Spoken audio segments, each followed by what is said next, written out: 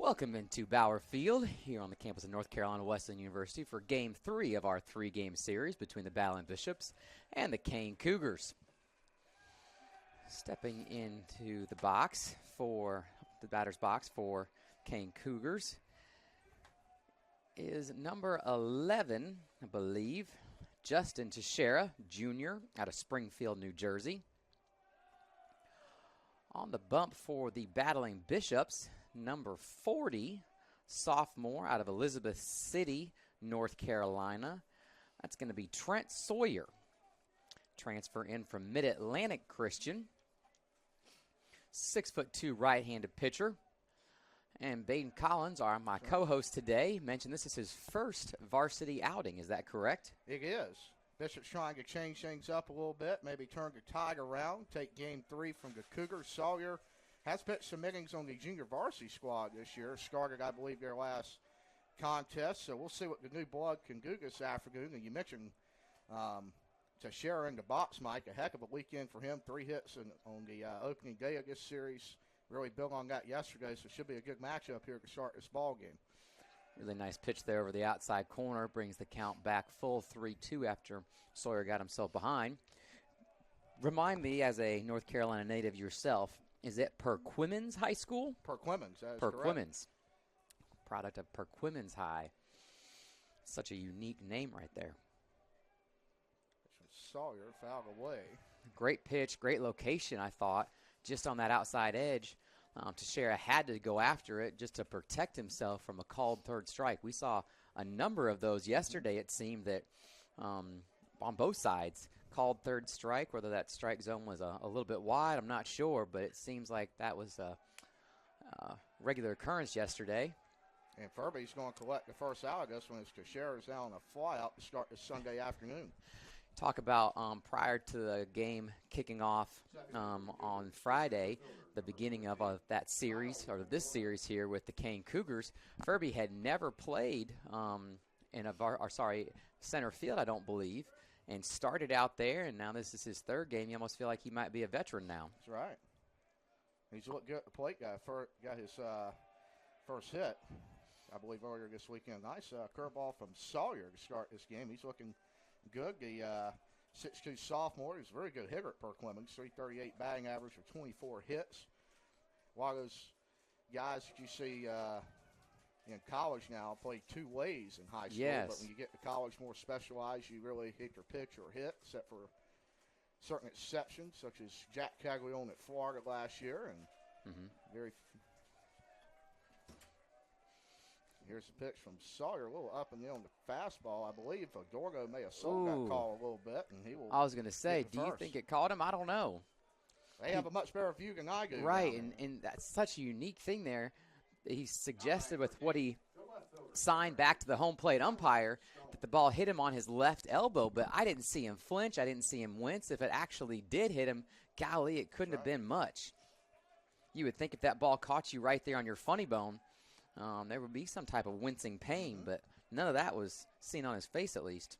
Brings up Tyler Scone to the plate now, being the 3-hole all weekend for Cougars. Went 2 for 4 yesterday, scored 2 runs, as he'll take strike 1 after a pickoff from Sawyer. Yep. We've seen over the entirety of this series so far that the Kean Cougars are deadly on the base paths. They got speed at seemingly every position, and they're really, really, really desiring to take the extra base and every opportunity they have, and whether that's hit and run. We saw some suicide bunting over the last 2 games, and they've been really problematic for the Wesleyan catchers. Sawyer is ahead here, 0-2 in the count. Adorno, not a big league, has to swing at that as that high fastball has been called. Furby will go on to just be sure of that ball by a step or 2, and that's a 2-out hit there. Nice job by King to have runners on first and second. First and second, yeah. I think it's only 1 out, Baden. 1 out here. It was a pop fly out to Furby for the first batter. Much like what happened in the game 1 of this series. Tomilavich steps up to the plate. I believe he's catching this game, was DHing game 2 of the series, caught game 1.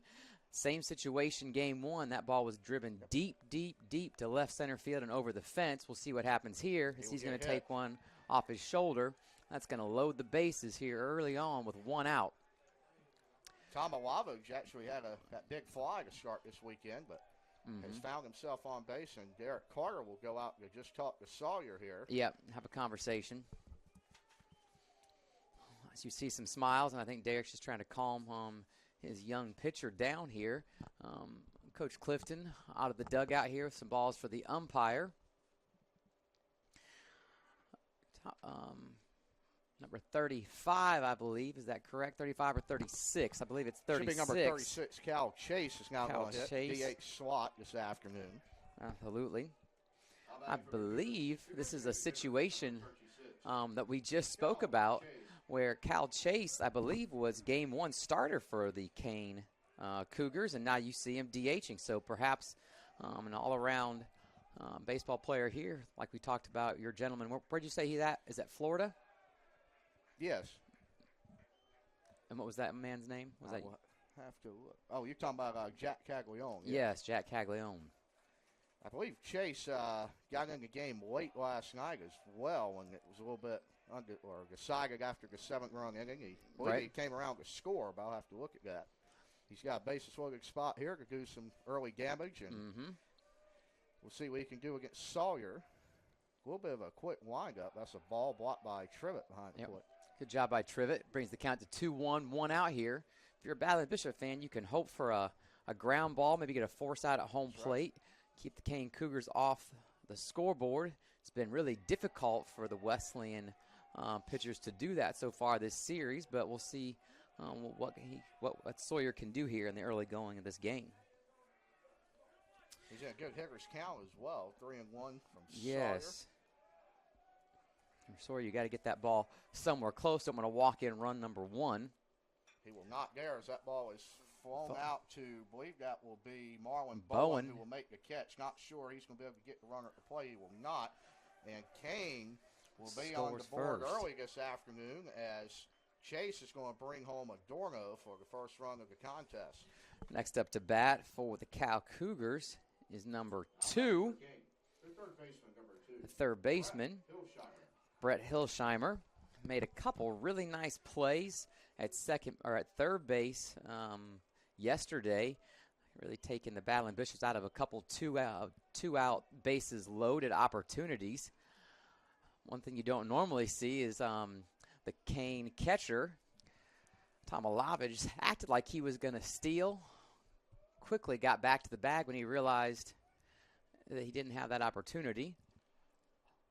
Nice pitch there. Night, actually, he was 0 for 4 behind a run and a RBI in his credit, so I believe he walked. Apologize for the error. Yeah, absolutely, but played a really nice game at third base defensively. I think that's what you see on that hot side of the diamond over there between. And we will have a rundown as Kean will have a base running error, and that will be tagged out by Scoggins. That is a big mistake there by huge. The Cougars, and Sawyer gets out of it with just 1. Sawyer's pretty pumped up and animated as he heads back to the dugout. His teammates, all the pitchers there, bumping him, chest bumping, high-fiving. We're going to take a short break here in the middle half of this inning. Kean's up 1-0.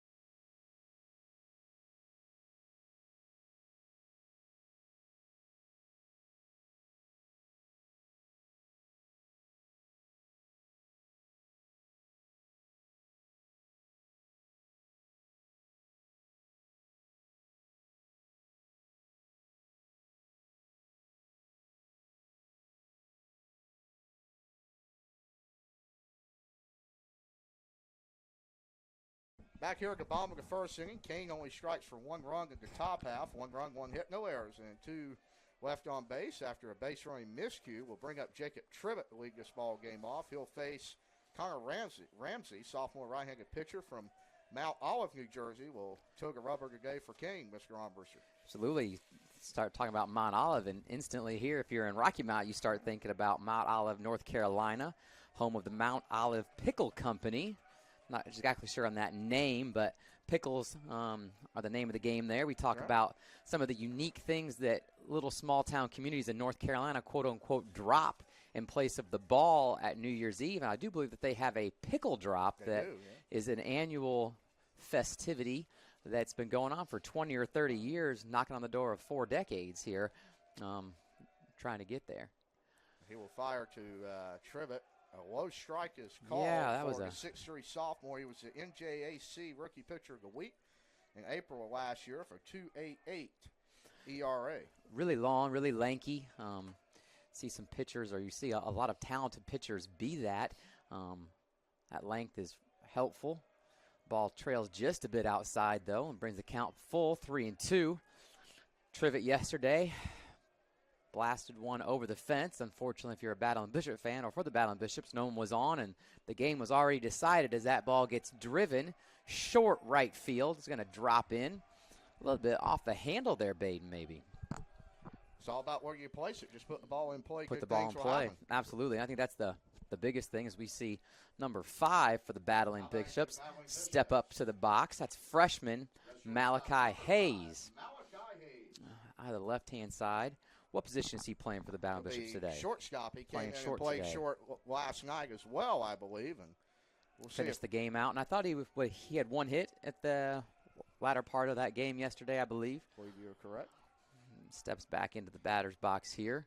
And we will have a fake bunt there, and Trivett's going to be thrown out, I believe, by Tom Alavich. Yep. And I believe a sign was missed there from what it looks like. Yeah, it seems like he was supposed to make contact there, maybe a bunt and run. I'm not sure exactly. Either way, I believe that will be a strike. 0-1 is the count. 0-1. Malachi Hayes. I thought Malachi pulled the bat back, perhaps not. I believe it was a called strike, and Hayes will take ball 1 low. He actually had a hit and a run scored last night, so you were correct in that assessment. Base runner there. Coach Clifton not happy. I don't think something went correct there. But it's good to see the Battling Bishops get back to their normal ways of being aggressive on the base pass. Just got to get another runner on. That's right. Hayes will try to do that here, and he will swing at a pitch. You look at the letters. Yeah. Probably a strike. High. Talk about that trajectory of the ball coming out of a tall player, a long player on the mound. Can be difficult for batters with that change. A little bit outside there. 2-2 now to Hayes. Talk about the wind yesterday blowing out and probably assisting a couple of those home run balls. Today the wind seems to be blowing in from left center. You see those flags. Ball popped up out of play behind the home dugout. Count still 2-2, only 1 out here. Battling Bishops still have an opportunity to get on the board here in the first inning. 2-2 to Hayes here. And good take there on the fastball up and out. No swing there. No swing, check swing. Didn't think he went it. Looking at the old Battling Bishops home website, ncwsports.com, is where you can find everything you need to know about the Battling Bishop sport programs. A lot of teams in action today. Men's golf is at the Hampton-Sydney Tiger Invitational as that ball is driven into center field. Would have been nice if there could have been a runner on second, but that's all right. Same situation Malachi found himself in. We now get Javi Quintana, starting second baseman for the Battling Bishops. Different people, same situation as before. Runner on first, batter up. Believe Javi had himself a nice day at the plate yesterday. Yeah, he went. I believe he got 2 hits, a home run down the left field line, and a line drive double. Yeah, see if he can't have that same type of success today for the Battling Bishops. Still hitting in that 3 spot. He'll take a curveball high for ball 1. Nice job by him being patient there. Softball, women's softball for the Battling Bishops is in action today. They are playing Gallaudet in the first game of their doubleheader. They'll take on Randolph. Ball's popped up and out of play. They'll take on Randolph College this afternoon out of Virginia. This is all happening over at the the Triangle Invitational in Raleigh, North Carolina. Big win for the Waggies against a top 25, I believe 23 rate Randolph-Macon. Yes. Last night. Fell to number 4 Rowan, but bounced back nicely. Bishops in softball have actually had some success against the Yellow Jackets. Kentucky does not like that call from home plate umpire, but I believe you need that ABS challenge system in Bowerfield. Mike can see where that ball actually was. Absolutely. 1-2 pitch here. It was a nice pitch on the inside corner. That's what you want to do as a pitcher, is paint those corners and force the umpire to make a call. Quintana will take that one. I thought he was concerned he was going to get rang up there. Absolutely. That ball did move a little bit, came in at his head and then broke over the plate, but must not have caught that inside corner. Well, I think that's something the Bishops have got to do early, Mike. You got to adjust to the strike zone. Every umpire is different. If he's calling it low, you got to swing and adjust. And as Quintana did right there, but it's going to be probably not enough. And I think that Teixeira's going to younger got one, so no damage is done for the Cougars there. Ball's flied out to right field. It's going to bring up to the plate, believe number 41, Battling Bishop first baseman, Matt Ballin. We mentioned women's tennis, getting ready to play at Southern Virginia Tuesday, along with men's tennis playing at Emmanuel, I believe. JV baseball on Wednesday, or at Lenore Community College. First pitch to Ballin is a strike, and they will get the out, and I believe Malachi Hayes is going to be back pit by. Yep. Yes, he is going to be back pit by Tama Lavage, and the Bishops, a few miscues will unfortunately end the first without a run. We'll be right back.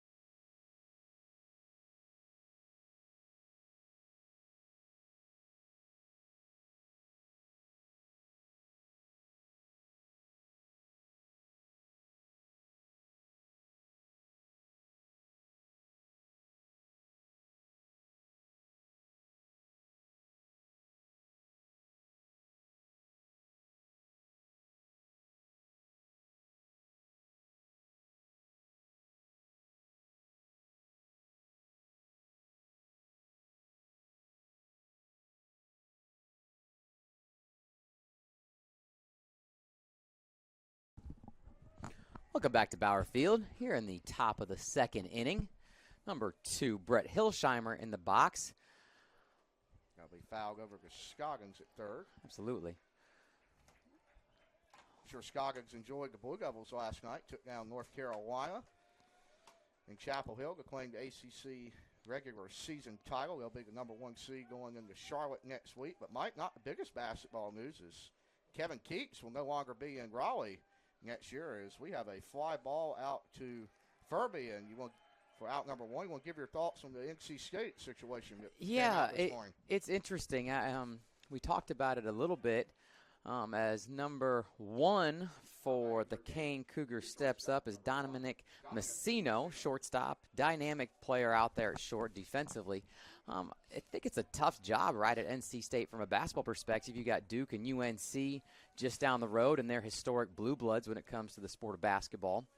We talked about last year, Keats and that really Cinderella type run they had. I think they were their 11th seed in the ACC tournament last year, and they won. And then I think they were a 10 seed in the NCAA tournament and made it to the Final Four. And we talked about the automatic, that ball is sky. Does that have enough time for Furby to get underneath it? It does. Camp under. Yep, 2 quick outs there for sophomore Sawyer on the mound. I do believe, though, that the automatic extension that Kevin Keats got that was triggered by making the Final Four. You look at their performance last year as a 10 seed in the tournament and 11 seed in the ACC tournament, and I'm sure he was probably on the hot seat last year. And so excited for him to have a really nice buyout, I'm sure. Yes, because he got Skungig automatically after yes, that Final Four. Yeah, I'm sure that he probably would not have been coaching, probably would have been fired after last season. The ball hits quickly over there to shortstop Malachi Hayes. Makes a nice throw to the first baseman, Matt Ballin. Stretches out, catches. Really, really quick 1-2-3 inning. You got to be happy as a Baton and Bishop fan to see that happen, which doesn't happen often here. We're going to take a short break and come to or hear from Flow Sports.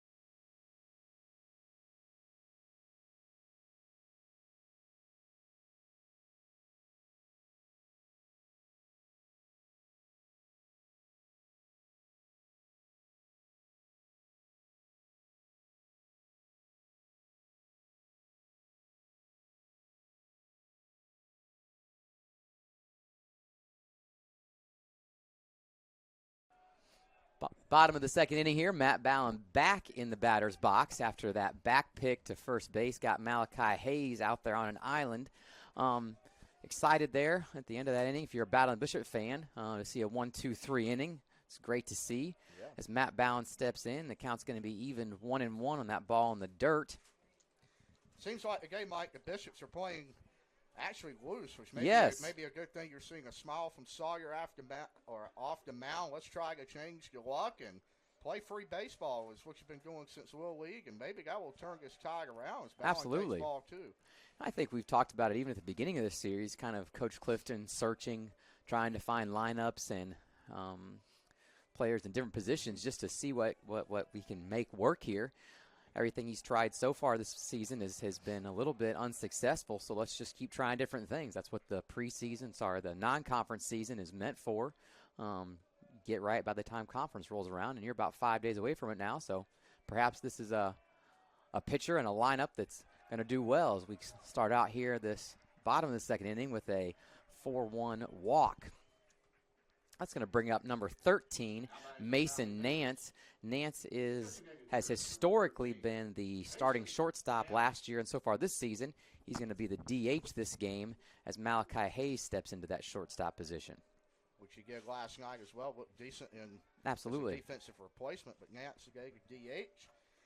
As Mr. Armbruster mentioned, he went 0 for 2 last night, had a walk, a strikeout, and left 3 on, which he was, I believe, one of 2 Bishops that left the bases loaded. Yes. The ball was a mash last night, and that ball was outside. Good block from Tom Alavich. Absolutely. Behind the plate there, and the count moves to 1-0.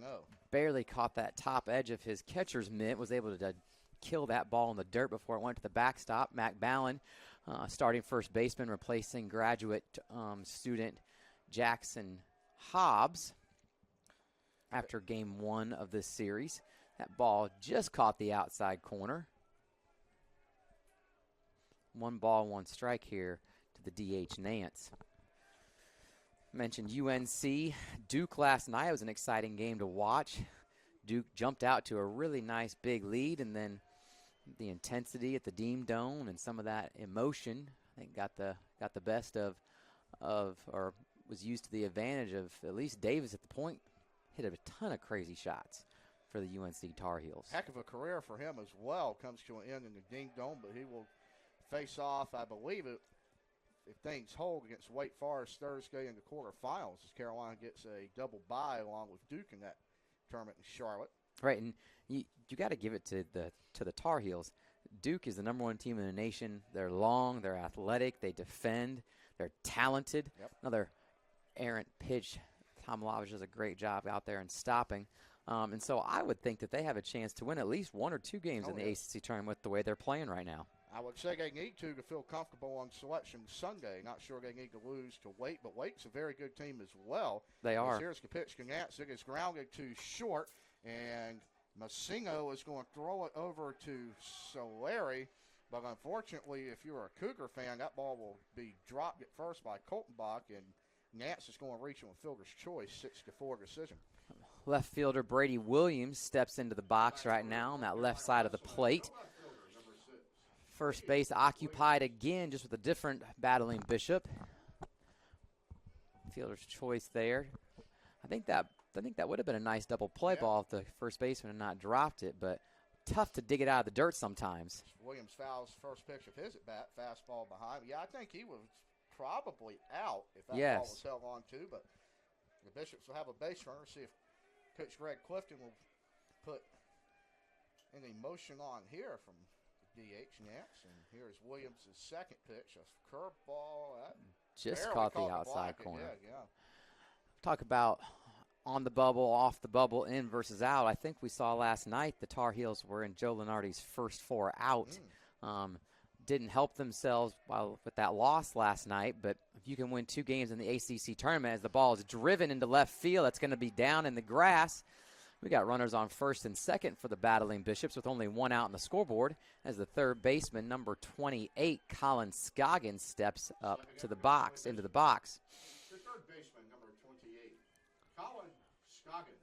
Baden, I know that you are a big-time baseball guy, and it's kind of your first love, but is there really anything more enjoyable than that Thursday, Friday, Saturday, Sunday of March Madness? It's about 12 hours of basketball, right, from midnight to, or noon to midnight. Noon to midnight, yes. And you usually see some upsets that day as well. I know in recent memory, I believe 2 number 1s have lost to 16 seeds past 3 or 4 years. Yeah, I think Virginia did at one time. And UMBC was the first one, And did Purdue lose to when they were 1 seed? I think you're right. It was like, that's a nice pitch right there. A little bit high in the strike zone. Colin just couldn't quite catch up with it. You're talking about that. I saw in John Shire's press conference last night. He says, just my luck. We are the number 1 overall seed headed into the tournament. I think that they wanted to be a 1 seed, obviously, but a lot of pressure is that number 1 overall. But as we've talked about their depth off the bench with transfer students, seniors, graduate students, along with their really, really talented, probably player of the year, Cooper Flagg.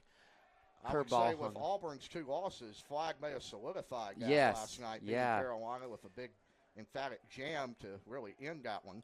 Absolutely. That kind of felt like that coffin was closed and that nail was put in it. mentioned yesterday, Auburn loses to Alabama on a last-second shot, I believe in overtime, I think. A layup, I believe. Was it a layup? Yes. Ball was just a hair bit high. We were able to watch the 4 overtimes as well last night. The battle for the 12 seed. The battle for the 12 seed. In the ACC. Cal and Notre Dame. Cal and Notre Dame. That Joyce Center, I'm sure, was rocking in South Bend, Indiana. It looked like a great atmosphere. That ball is going to come across for strike 3. On a curveball at low, but again, and Scoggins, I believe, will receive a warning. A warning? That did look low to me from here. Again, we get ABS here at Bauer Field. Yep. Now batting for the Valley Bishops, good right fielder, number 23, Marlon Bowen. I believe Coach Clifton's going to have a conversation with the home plate umpire. I think he's trying to determine exactly what happened as the home plate umpire pointed at Colin Scoggins. I'm not exactly sure. I don't think that there was any Looked like a tossing warning. out. Looked like a warning, right? Runner still in scoring position for the battling Bishops here. And Marlon Bowen, the right fielder, moved from left to right, steps into the batter's box. See if he can't get something going here for the battling Bishops. That ball is just a hair bit high. But it's like we talked about, Mike, the home plate umpire this afternoon is calling the ball low. Bishops need to adjust early. You got strike zone, not giving the walk high or out. As Bowen ropes it down the right field line, that ball will be, oh my goodness, he called that foul. That was, oh my, that looked fair from my vantage point. Yeah, Mike. absolutely, it did as well. And I'm not sure. First base coach Zach Joyner disagrees. Wow, that is an interesting call there, and we will do that again. Yeah, it was interesting. I don't exactly know. Hugh and I don't have the best angle in the world, but we also don't have the worst. Just trying to determine exactly what happened. But the home plate umpire seemed like he was fairly certain that it did go out of bounds. Brings the count to 1-1, 2 outs here. Marlon's going to try to step in the box and keep that ball just a hair bit fair. Well, you also have to understand it's tough when you don't have an umpire down that first base line. You have to make that call from home plate. A little tough to see, especially with a very tall Coltenbach over there at first. Yes. Down that line, but Bowen will try to do it again. Maybe he can hit a couple more inches to the left and get that ball down, and we will do a 1-1 count here. That will be a strike. Yep, just over the outside corner there. Runner in scoring position for the battling Bishops here. 2 outs, 1-2 count. Bottom of the second inning, 1-0. Kean Cougars are in the lead here off 1 hit. Look up the scoreboard. The battling Bishops have 3 hits to 1. Mm-hmm. And Bowen will strike out, swing again. That is a low pitch again, and a tough break for Wesleyan there. Love if you had some instant replay to really see if that was in or if that was out. We'll be right back after a message from Flow Sports.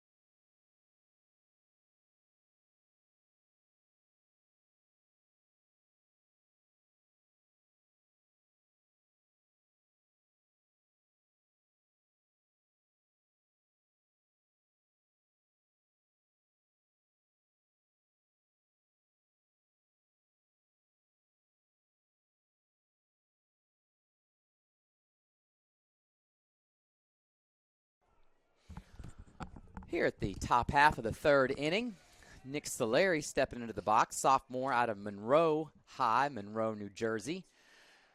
Mr. Sawyer's got himself a pretty solid 1, 2, 3 inning this past top half of the second inning. Had some excitement here in the bottom half with a ball that from the press box looked like it was just inside that right field foul line, but was called out. Marlon Bowen strikes out then to end the inning for the Battling Bishops with one runner in scoring position, first and second. Sawyer's going to see if he can't repeat the top half of the second inning here in the third. But, Mike, you know that's the beautiful thing about baseball, my friend. You get to move on, fight another pitch. And absolutely. Even after all the adversity, look at Sawyer smiling every pitch. Smiling, really absolutely. enjoying himself out there. It's a beautiful Sunday here. Absolutely. It's about 60 degrees, I think. That's going to be the high. The wind has really died down as you see the flags hanging slack out there in left center field. That ball is low and away. Yeah, I think that got away from him. Definitely not exactly where he wanted to hit it or wanted to place it. 2-2 count, though, here. If he cannot get Nick Solari either swinging or looking, or good ground ball to one of his infielders. Ball is driven high and deep. I think the center fielder or the right fielder is going to be under it. Yep, Hunter Furby there. I think that's his third putout of the day. It's a nice day. He has, yeah. Had to make a couple long runs to get to a couple balls there in right center, but a couple of them have been just coming right to him.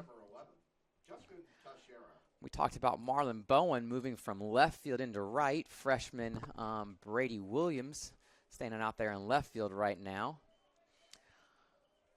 As Sawyer gets out number one of the top half of the third inning here. 0-0 pitch on the way.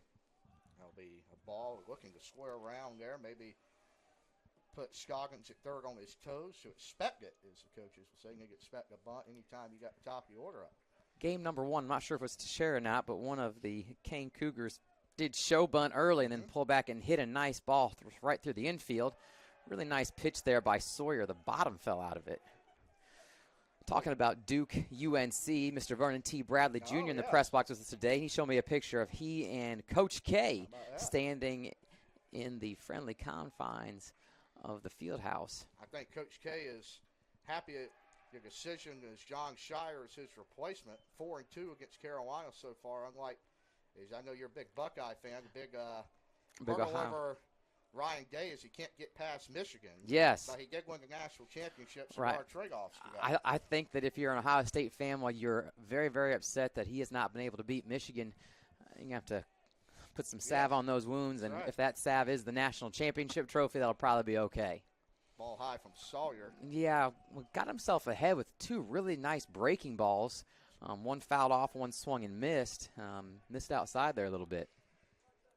I tell you what, Mike, I have never seen a more exuberant pitcher on the mound after every pitch, really just enjoying the heck out of it up there. Right. That is quite something I've never seen before. I'm sure he's just excited for the opportunity here. As we mentioned, he was on the Battling Bishop junior varsity roster up till today. Absolutely. Happy to be out here, happy to be competing. I think as competitors with most college athletes are, and then just the ability to come out and play.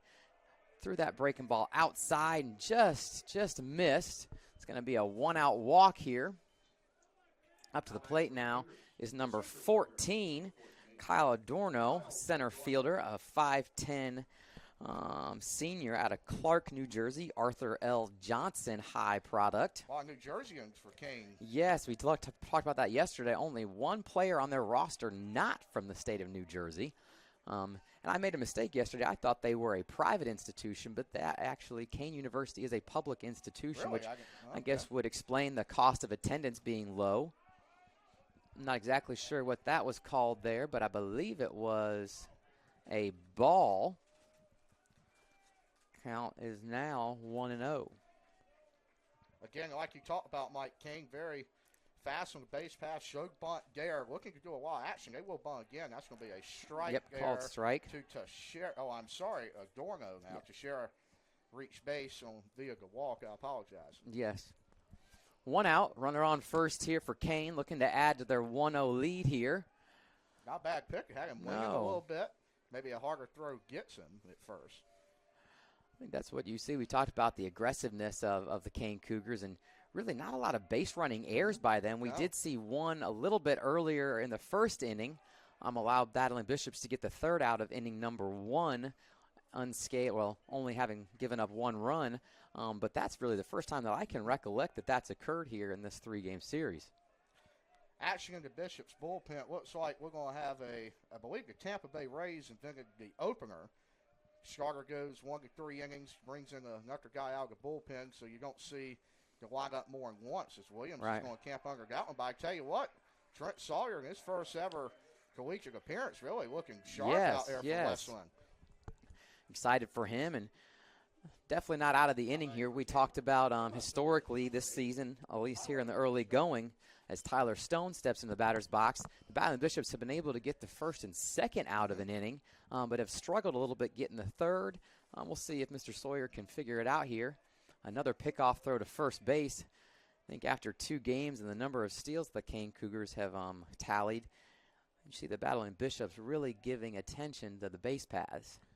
Pitch from Sawyer, that's high. Yeah, not bad just a bit job high there from Trivet, but not going to get the call at 1-0. Excited for Jacob Trivet being the reigning USA South Player of the Week.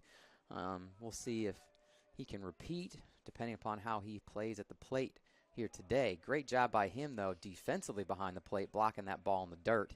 Brings the count to 2-0. 2 outs, runner on first for the Kean Cougars.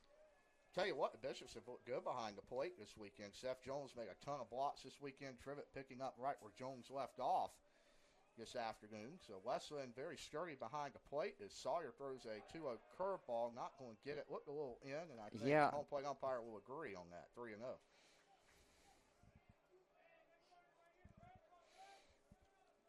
Liking the energy out of the Bishop dugout. Obviously, the tough start to the season, but still a lot of energy today. Try and get a win on Sunday as Sawyer will draw a 2-out walk. Kean has runners on first and second now. Yes. Second in for the Cougars, catcher, number 5, C.J. Tomalovich. C.J. Tomalovich stepping into the batter's box. Inning 1, game 1 of this series. Drove a ball deep left center. 3-run shot for him. He's got a runner in scoring position. 2 outs, though, as Sawyer sees if he can work himself out of this little jam he's got himself in with those 2 walks.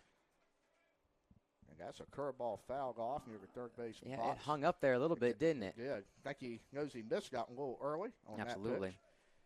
that pitch. 0-1's the count.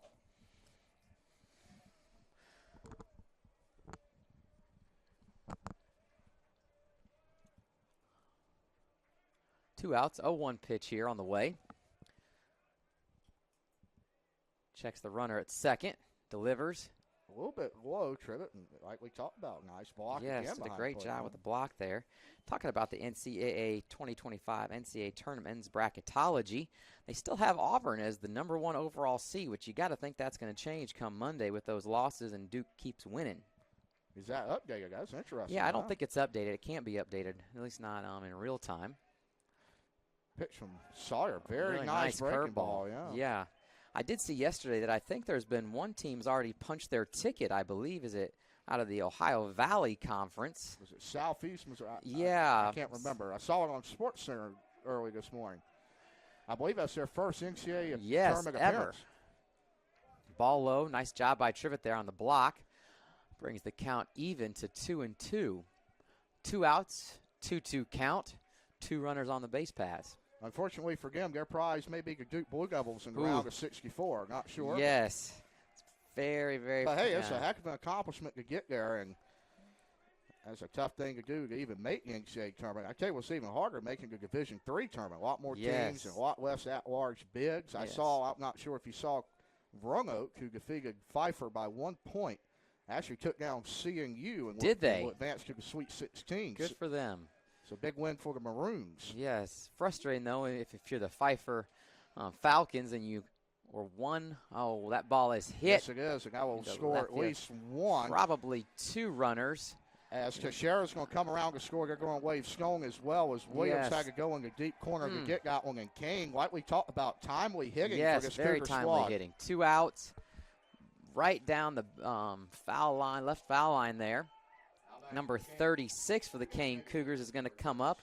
A runner still in scoring position on second, Tomalovich. This is starting pitcher for game 1 of the series, number 36. Cal Chase had the opportunity to speak to his father, as I mentioned in Game 1 of this series. Staple in the New Jersey area, out of, I believe, where's he from? Rutherford. High school basketball coach, high school soccer coach. The ball sneaks on by Trivet behind the plate. It's going to allow Tomilovic to move up to third base here. That'll be the first pass ball of the day for the Bishops. Also did some AAU coaching, as I learned. Nice A lot of conversation. talent on that circuit, huh? Yes. High school basketball. Yes, a lot of talent out there. I was talking with Adam Conti, former baseball player here at Wesleyan and current GA from New Jersey himself. As a nice breaking ball goes for strike one of the at-bat. Talked about UNC Tar Heels have a gentleman from New Jersey. I'm trying to find what his name is. I think it's Elliot Cadeau, if I'm not mistaken. He is a guard as well, along Yes. with Davis. Oh, Raphael Davis. Cadeau, kind of more of a point guard, I think. Like Davis last night sure looked like a shooting guard. Yeah, he sure did, didn't he? And I think that's what's special about Davis. You know, I believe he's RJ, had a five-year career. He can really play ISO ball on the perimeter better than anybody in ACC, really. He is a tough guy to guard, but hits tough shots. It's kind of like we talked about, or even Jay Billis was talking about, well, you have those tough contested shots. Not all of them are going to go in. He got cold, and that allowed Duke to get back in that game. And I think what's even more impressive, you look at Cooper Flagg, played the whole second half with 3 fouls. Right. And the game was looking a little rocky. 1 point half, he just got his third. Really played like an NBA guy last night in that second half, and I think he's going to make himself a lot of money if he decides to go that route. Absolutely. I'm sure he's probably making a decent amount of money I bet there. So, yeah. Ball in the dirt. Great job by Trivet to keep it in front of him. Brings the count full 3-2, 2 outs. Runner on third base. See what Mr. Sawyer can do here. He will draw a walk, it looks like. A little high on the breaking ball. Yeah, a little high. That's going to bring a mound visit from pitching coach Derek Carter. We're going to take a very short break here from Flow Sports, and we'll be right back.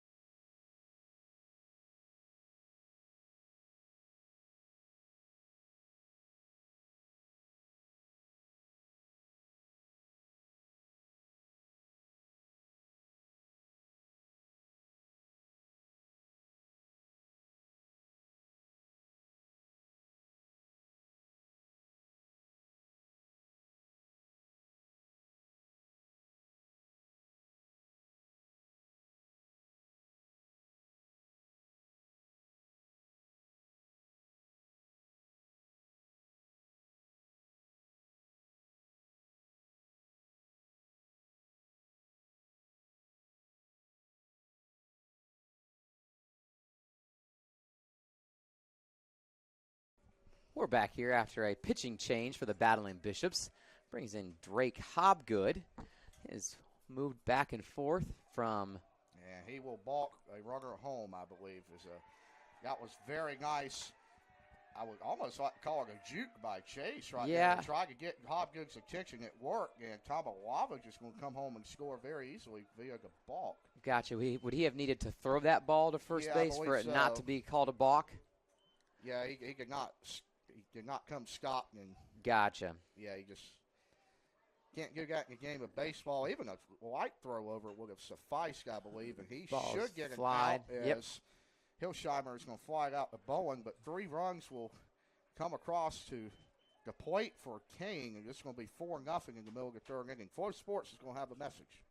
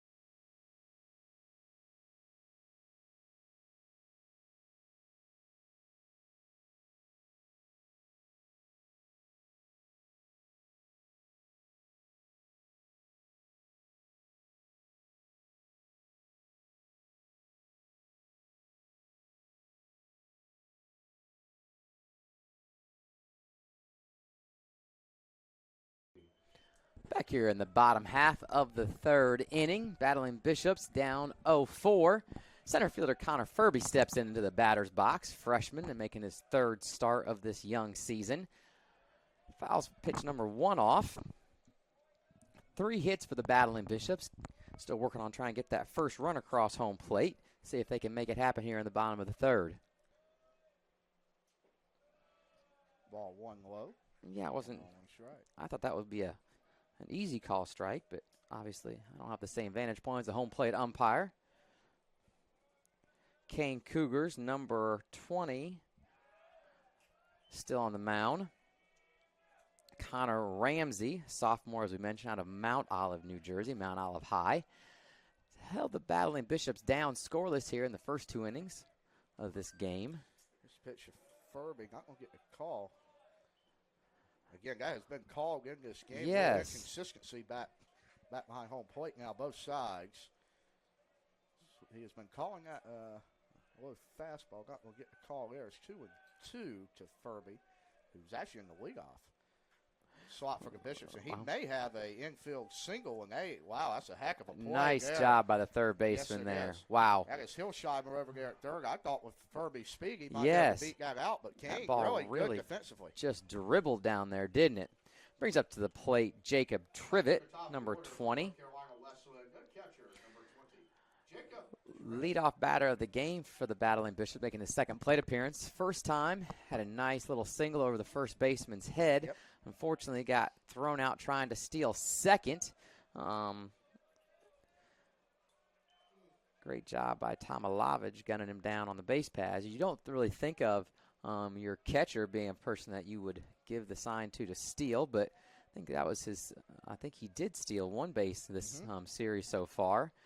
Pretty athletic. The ball was just a hair bit high. Great job by Trivet to lay off of it. Brings the count to 2-0. Trivet, like you mentioned, Mike, I believe 3 home runs last week. Yep. He got a long ball yesterday, actually, and he will hit that one a moonshot behind the second base bag. It looks like Soleri's going to be called off by Messino for out number 2. Nice play, and that's what's really nice job there. Shortstop has priority in the infield there. Very nice by Messino. Yep, I think Trivett really wants that one back because he thought he was going to be able to drive that ball. Shortstop Malachi Hayes steps into the batter's box, freshman. He has looked good early. He's absolutely been productive. He's very versatile. Played left field a lot this year. They've switched him to outfield. Excuse me, I've said outfield already. Switched him to shortstop. Yes. Yesterday, he is starting there this afternoon, and he will a little dribbler over Coach Clifton's head in the left. That is foul. Athletic-looking young man. Looks a lot like a baseball player. Moves fairly well laterally, pretty quick down the first baseline. We got some basketball going on around the country in the Big Ten, my hometown, my home area of the nation. That's going to be a called strike there. A little bit of an off-speed pitch for the second strike of the at-bat. Number 17, Michigan at number 8, Michigan State is live on CBS, as well as Iowa at Nebraska on Fox. Slow in the dirt ball. Number 1, Michigan State, I believe a ranked matchup there. Michigan is really turned around. Jawan Howard's been out for a year now. Yes, 1 year. Dusty May. Dusty May, yeah. Product of Indiana University basketball, the Bob Knight coaching tree. He may be back. Never know. And there's an opportunity there, I'm sure, as Mike Woodson will exit after today. That's going to be a called third strike there, and Coach Clifton is not happy. I'm not sure who he's barking at. That looked high to me. We'll be right back after a word from Florida Sports. Yes. It seems like Coach Clifton was not happy with that foul call. We'll be back after. Oh, you already said that, Golly. I'm so sorry. We're already off air.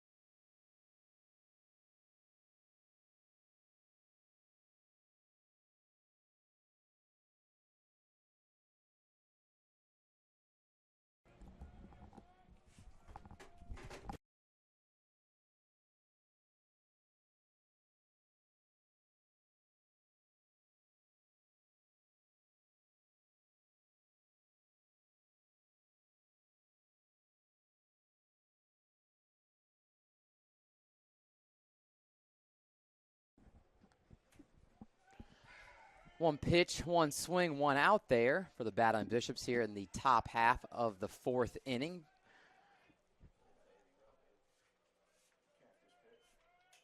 Drake Hobgood still on the mound for the Battling Bishops.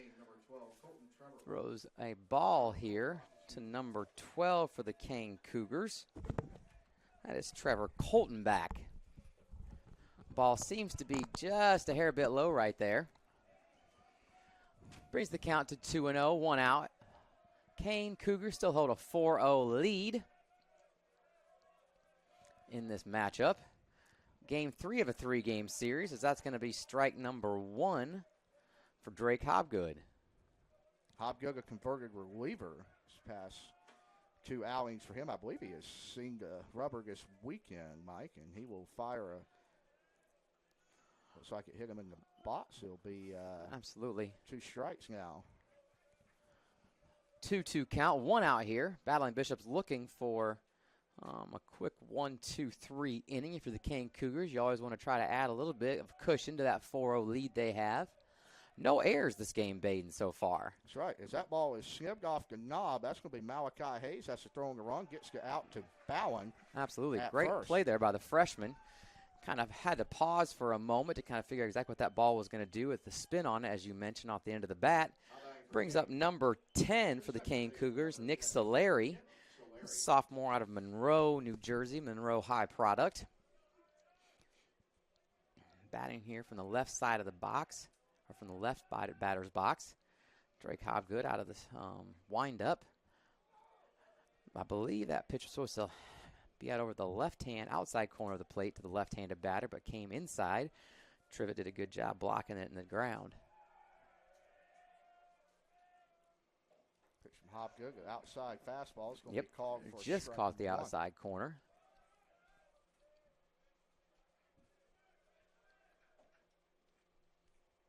One count here.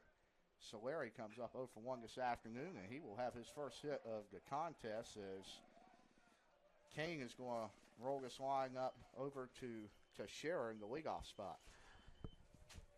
Number 11, Justin Teixeira, getting ready to step into the box here. Top of the order, 2 outs. Kind of the same position that the Battling Bishops have found themselves in before, 2 outs. 1 or 2 runners on with an opportunity to kind of shut down that scoring opportunity for the opposing team. Haven't had a ton of success so far doing that. A goose egg up there in the top of the second, but runs scored in the first and the third so far. That ball is going to be hit right to the left fielder, Brady Williams, and great job there by Drake Hobgood. If you're a Battling Bishop fan, getting out of the inning quickly. We're going to head here to a break and hear from Flow Sports.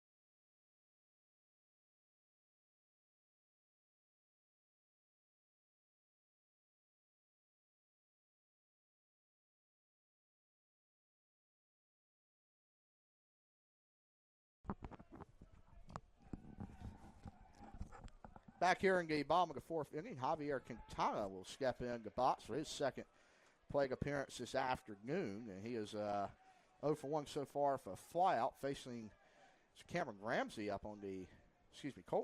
the mound for Kean, and he's got a 1-1 count.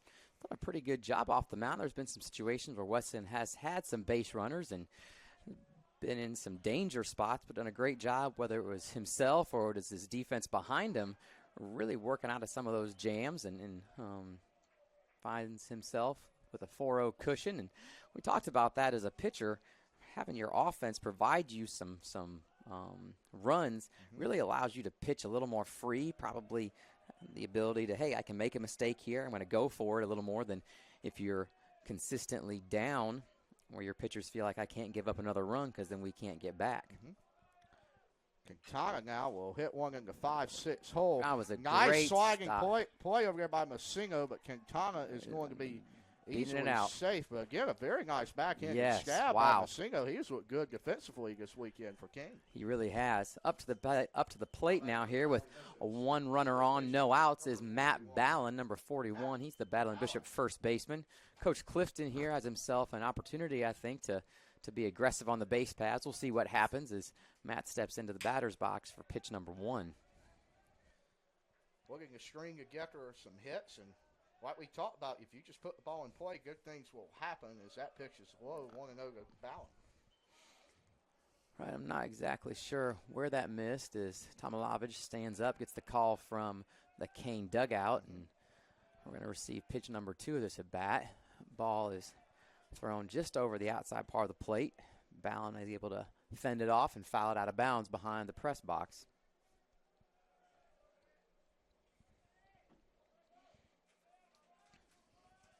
Step in for a 1-1 pitch here.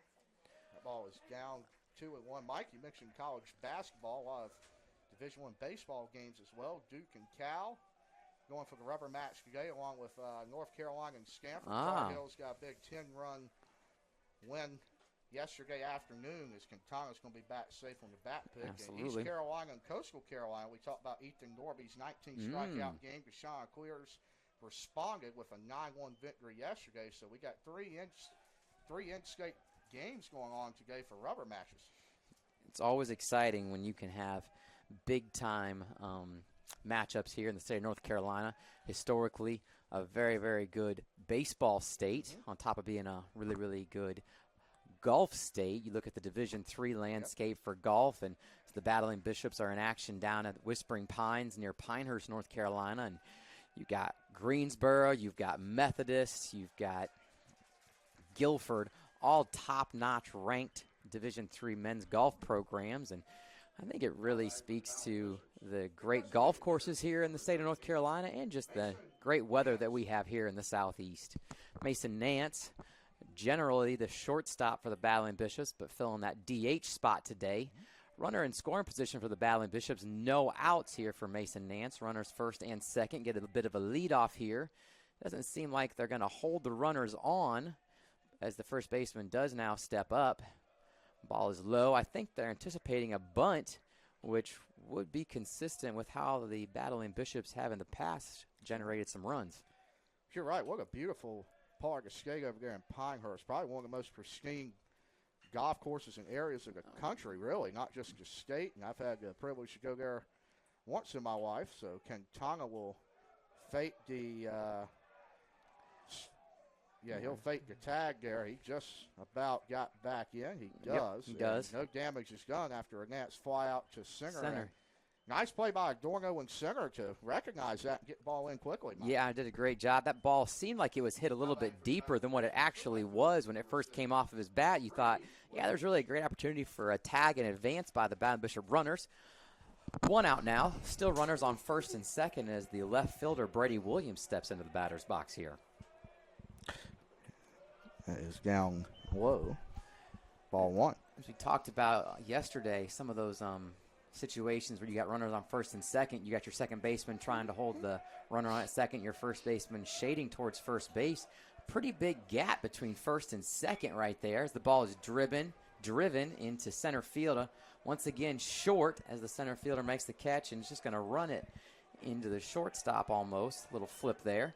Quickly now 2 outs as the third baseman, Colin Scoggins, steps up to the plate. Number 28, Colin Scoggins. Let's see if, much like Kean's been able to do, the Battling Bishops can get a timely hit here, maybe down one of the foul lines, third or first, would put the Battling Bishops in a really good situation to score here. Adorno has been busy getting the first 2 outs of the inning for the Cougars as Scoggins takes ball one, struck out looking, I believe, on a low curveball his last plate appearance. This will be his second time in the dish this afternoon for the junior out of Durham, and he will swing at a fastball, kind of looking on the outside part of the plate, but a strike, and he's going to lift that one out to Teixeira, who's also had a very busy weekend. That'll be out number 3 for King. And we are through 4 full innings of play at Bauer Field. King leads the Bishops 4-0. We'll be right back.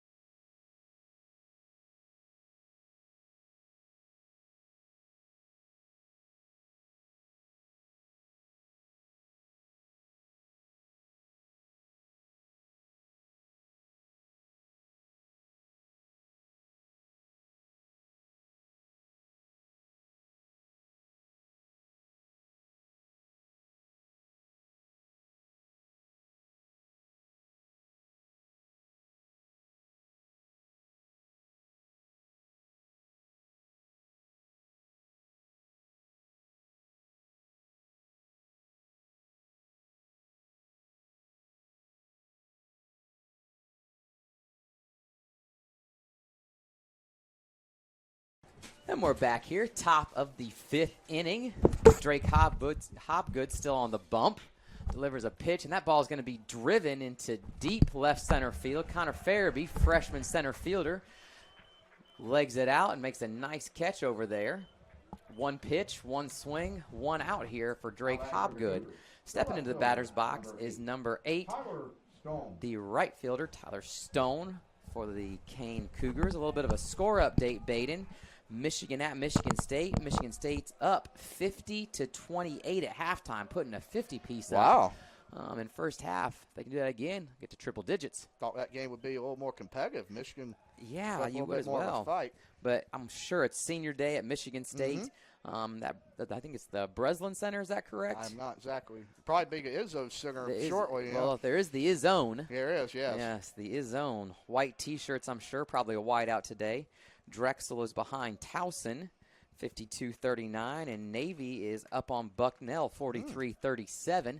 Count is 2-0 here as Hobgood tries to find the strike zone. Ball's driven deep into center field. Farabee will be there for the catch. Had to take a couple steps backwards as that ball was hit on a rope. Nice drive, just hit it right at the Bishop center fielder. Catcher, number 5, C.J. Tomalovich. We keep going back to it because it was kind of a impactful part of game 1 of this 3-game series. A drive deep left center, 3-run shot for Tomalovich as he tries to do it again here in the top of the 5th inning. He will start out ahead in the count, 1-0. Hobgood put a fastball a little low in the way in the dirt there. But you mentioned Kevin Keats no longer employed. Also the head coach at your alma mater. Yes. The Camels, as that ball hits him, I believe that's the second hit-by-pitch base Tomalovich has drawn today. A 2-out base runner now for the Kean Cougars as Mr. Chase steps into the box. Game 1 starting pitcher for the Kean Cougars. 36, Kyle Chase, as we mentioned. I think he got the win from Game 1. I'm not exactly sure. Could have been a relief pitcher when the Battle of the Bishops came back and tied it late in that game. Curveball just a bit high. Talk about NC State. I wonder if they'll go with more of a risky game and Will Wade. You know, he's got a little bit of a pedigree, but tough pass, I would say. There's a little bit of a smirky history with him, but maybe State will go that direction. I actually was kind of like Kevin Keats. I think he really was a big part of State, and he brought in some good talent. Who was I forget, who was the point guard that he brought in that played for the Mavericks? I can't remember. He was a North Carolina product He made, I believe, his first team all ACC. I'm going to have to look that up. Yeah, please look that up because I don't remember at all. I know he came, I think, 2019 or 27. I believe was it DJ Horn? DJ Horn, yes, yeah, it was. very good player. I remember that now. Yep. Will Wade had those recruiting issues at LSU, correct? He did. That ball is driven on the ground, though, to the shortstop. Great job by Malachi Hayes with a little flip to the second baseman as we go 6-4. Third out here in the top half of the 5th inning. We'll be back shortly after a word from Flow Sports.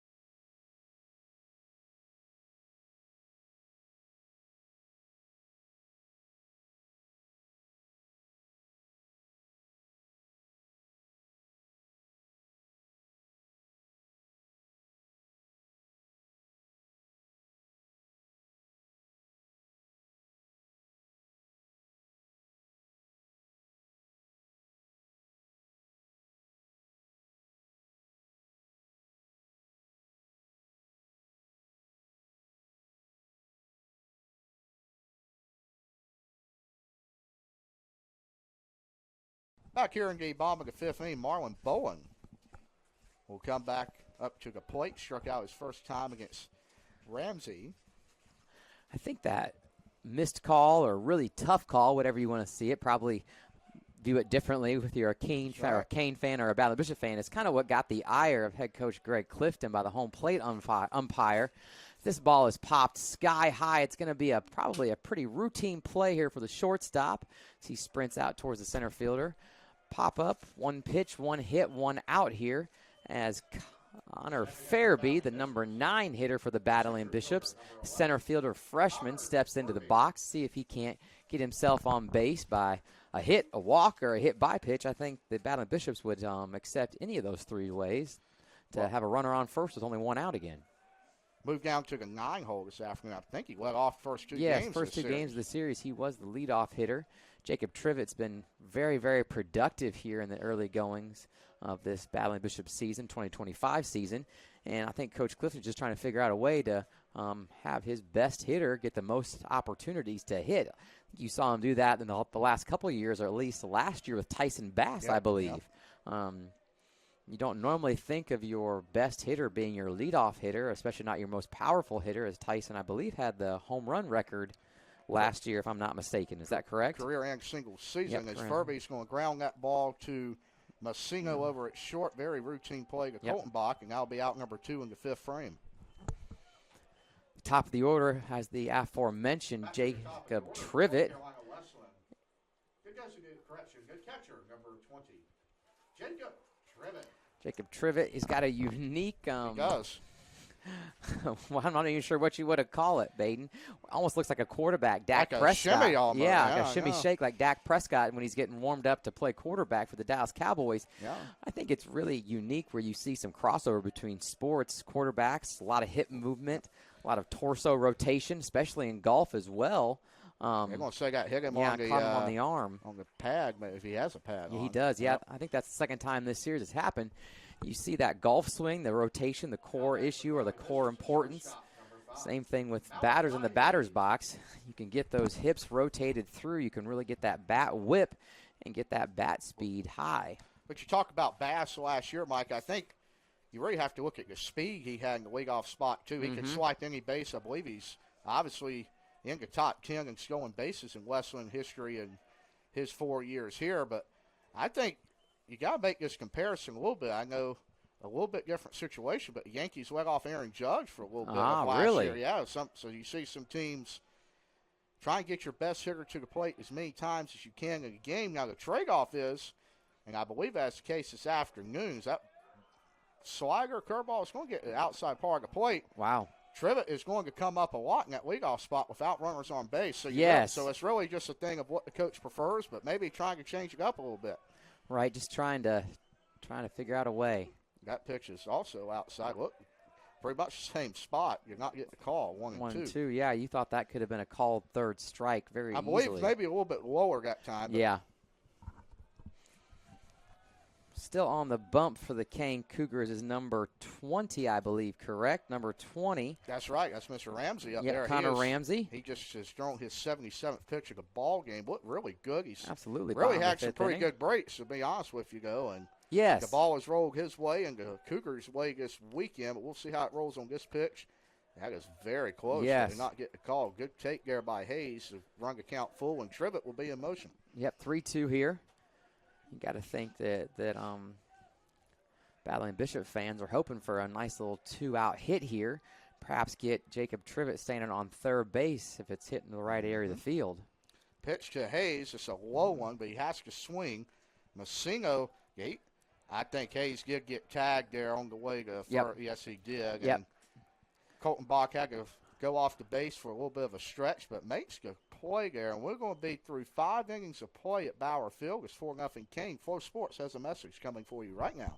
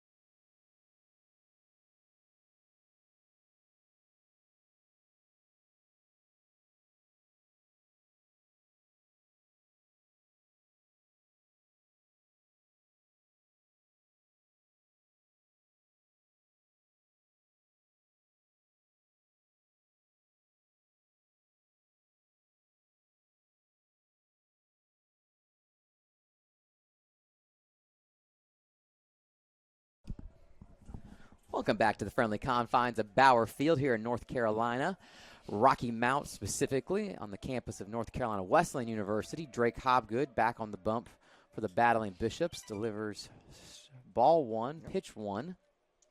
I believe this is the right fielder, am I correct, Baden?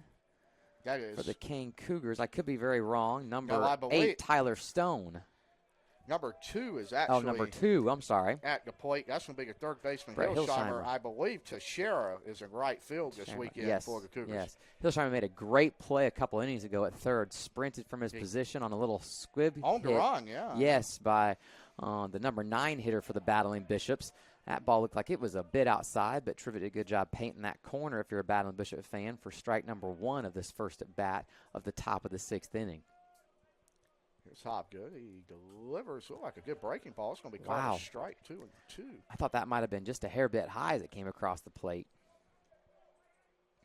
2-2 count, though, evens it up. Got a little bit of breeze blowing now out to left center field. Hobgood out to windup, and Hillsheimer's going to hit one in the gap.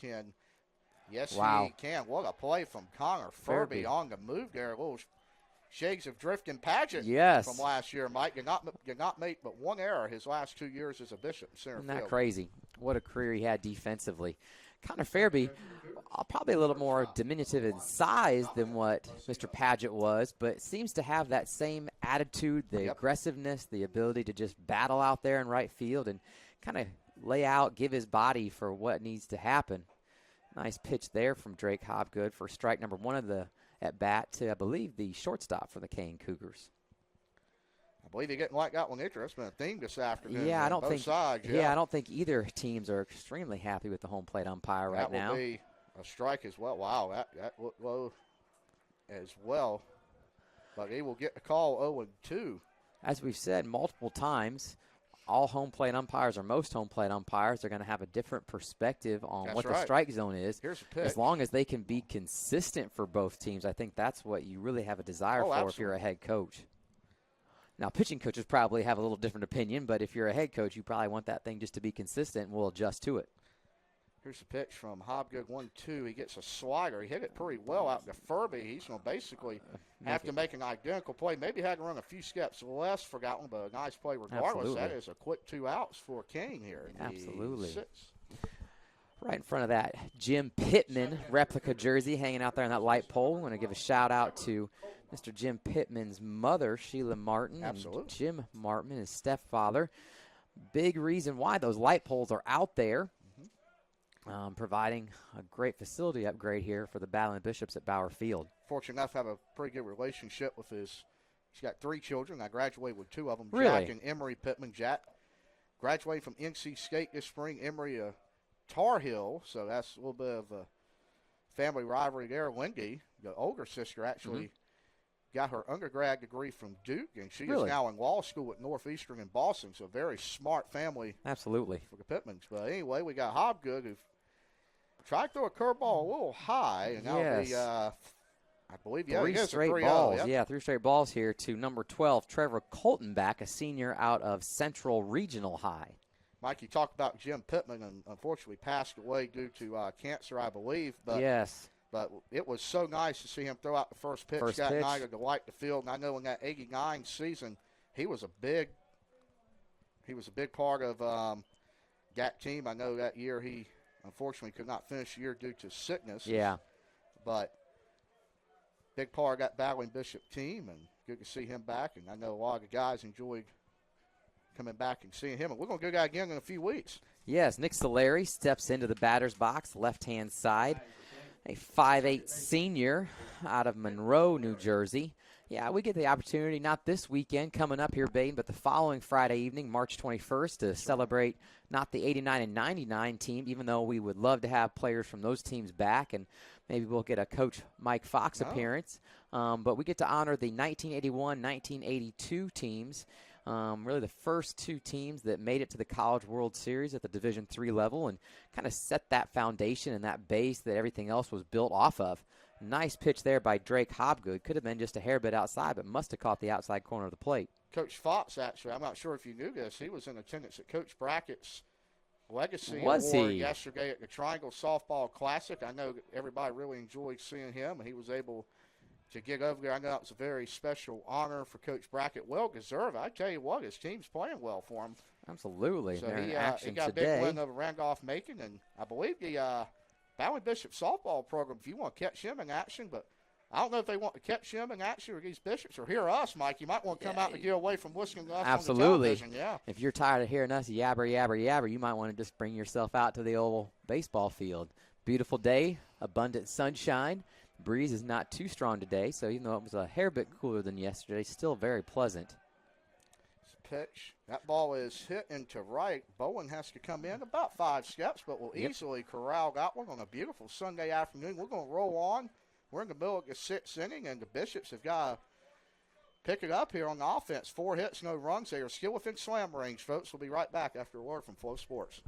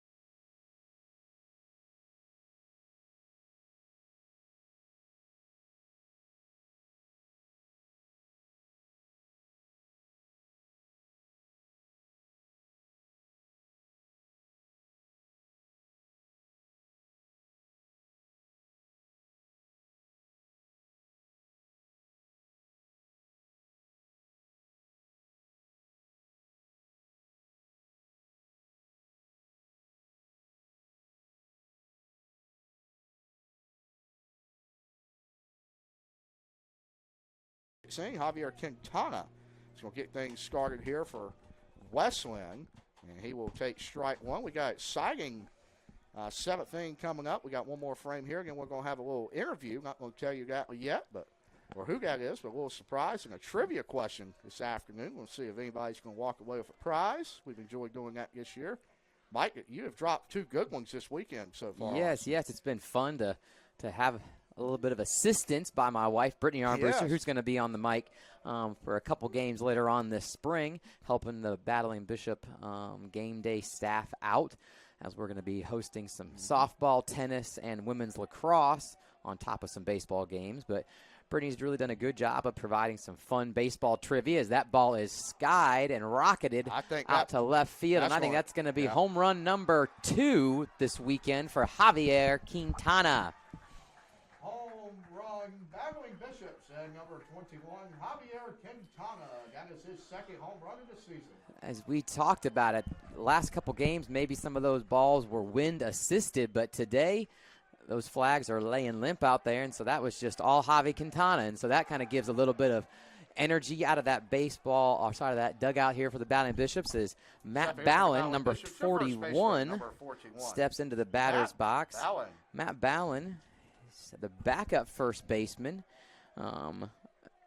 Jackson Hobbs has kind of been a real anchor at that position for the Battling Bishops historically, but must be dealing with some stuff. And so Matt Ballin is a 6-foot senior out of General Douglas MacArthur High. I don't want to mess this hometown up, so I apologize to all the Ballins, but Wantagh, New York? I've never been to Wantagh. Sure, we're going to go with that. Going to go with that. Never been. Have been to Cooperstown, though. Wonder how close it is. I know you and your family, big Cubs fans, along with myself. And you've mentioned the friendly confines of Bauer Field. I think I got started at Wrigley Field. It did. Not sure if that was Harry Carey on the mic, and perhaps could have been him. What a great announcer. Oh, my. Vince Scully of the Dodgers. Very colorful, I think, is the term that we'll go with to describe him. Very colorful. Harry Carey, very colorful. Breaking ball just catches the outside corner. Ballin wants a little bit of information as to why or where that ball caught the plate, and was provided by the home plate umpire. Counts 1-2, no outs here. Battling Bishops are on the board, 4-1. The ball is going to be just a hair bit, seems lower inside, but it didn't miss by much, did it, Baden? It did not. You see a limited action out of the Battling Bishop bullpen as Drake Hobgood has come in and put up 3 goose eggs, 4th, 5th, and 6th innings. If you're a Battling Bishop fan, that's a nice thing to see out of the dugout. This game is definitely within striking distance. What was the term you used, Baden, to end the top half of the inning? Slam range, within Slam 4 range, runs. Yeah, within 4 runs. That makes sense. I've never heard that, though. That was pretty good. That's a walk there. If he hustles, he might have a chance to turn. Bounced off pretty favorably for Kean. Absolutely. A good start to this inning for the Bishops. No outs. The designated hitter, generally the shortstop for the Battling Bishop, Mason Nance, steps into the box. He's number 13. Nance is out of Virginia Beach, Virginia. Virginia Wesleyan University is an opponent that we've faced multiple times in multiple different sports. And it seems like we're going to have a head coach visit to the mound. Great job by the starting pitcher here for the Kean Cougars. I don't see anybody sprinting or jogging from the Kean bullpen. So Connor Ramsey, I would guess, would remain in the game. But we're just guessing at this point in time as the meeting of the minds does occur. Everyone's looking over to that bullpen. Perhaps they're just trying to use a little bit of time here to allow that relief pitcher to get real warm. I think it's number 32 over there in the Kean bullpen. 32 is Aldo Pena, a freshman out of Southfield, New Jersey. I believe we have seen him this weekend. Yes, lefty. We talked about his maybe a bit of a diminutive size, but golly, does that ball jump off of that left arm of his? He will come in the game, it appears, as Kean is out of the dugout. We're going to have a pitching change, and we'll be right back here in the bottom of the 6th. Quintana gets the Bishops on the board. It's 4-1.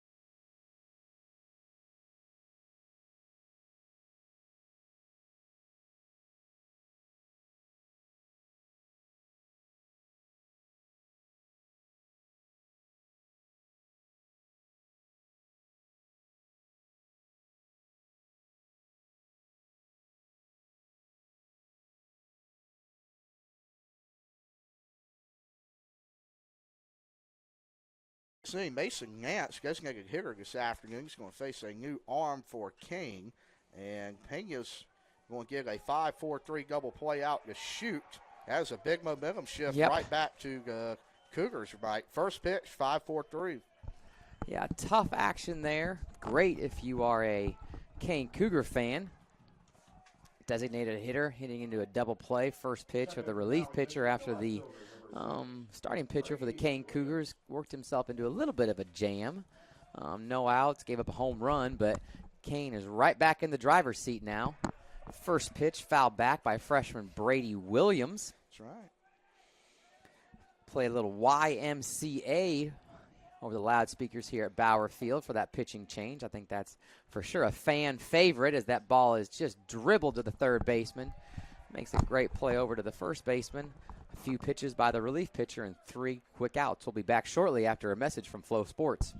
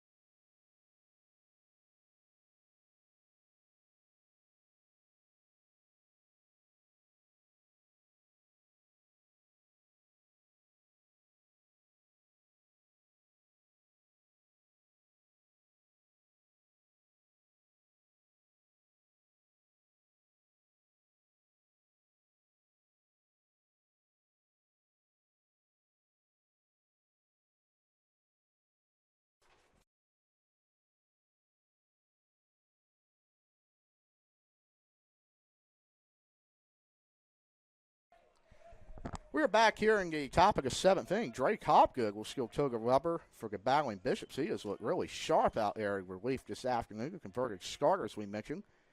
The Cougars turn the lineup over to Teixeira at the leadoff spot. We are now joined for a special interview. Brooklyn Covett, volleyball student athlete, who's also a big part of the NCW Sports social media pages. Brooklyn, we hear you have some big news to share with the audience. I do. So for the summer of 2025, I just received an internship working for the Greensboro Grasshoppers, a high A team affiliated with the Pittsburgh Pirates. I'll be a social media / creative video intern for them. I assume you're excited for that. It's a big opportunity for you. I'm really excited. We'll be moving from Brunswick, Ohio to Greensboro in May. So it's definitely going to be a big change.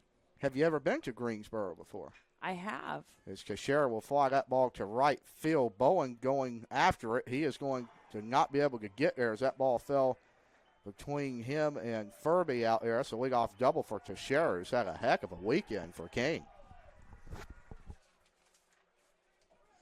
Yeah, so I have been to Greensboro. I just visited on my way back to campus after spring break. I got to take a little walk around the field. I didn't get to go in because it was closed. But I got to take a picture with the Grasshoppers mascot on a little statue that was sitting outside on a bench. One of the best mascots in minor league baseball. A beautiful park. I've never been, but they've also hosted many ACC tournaments, and fans around North Carolina remembers the controversial play at the plate in 2014.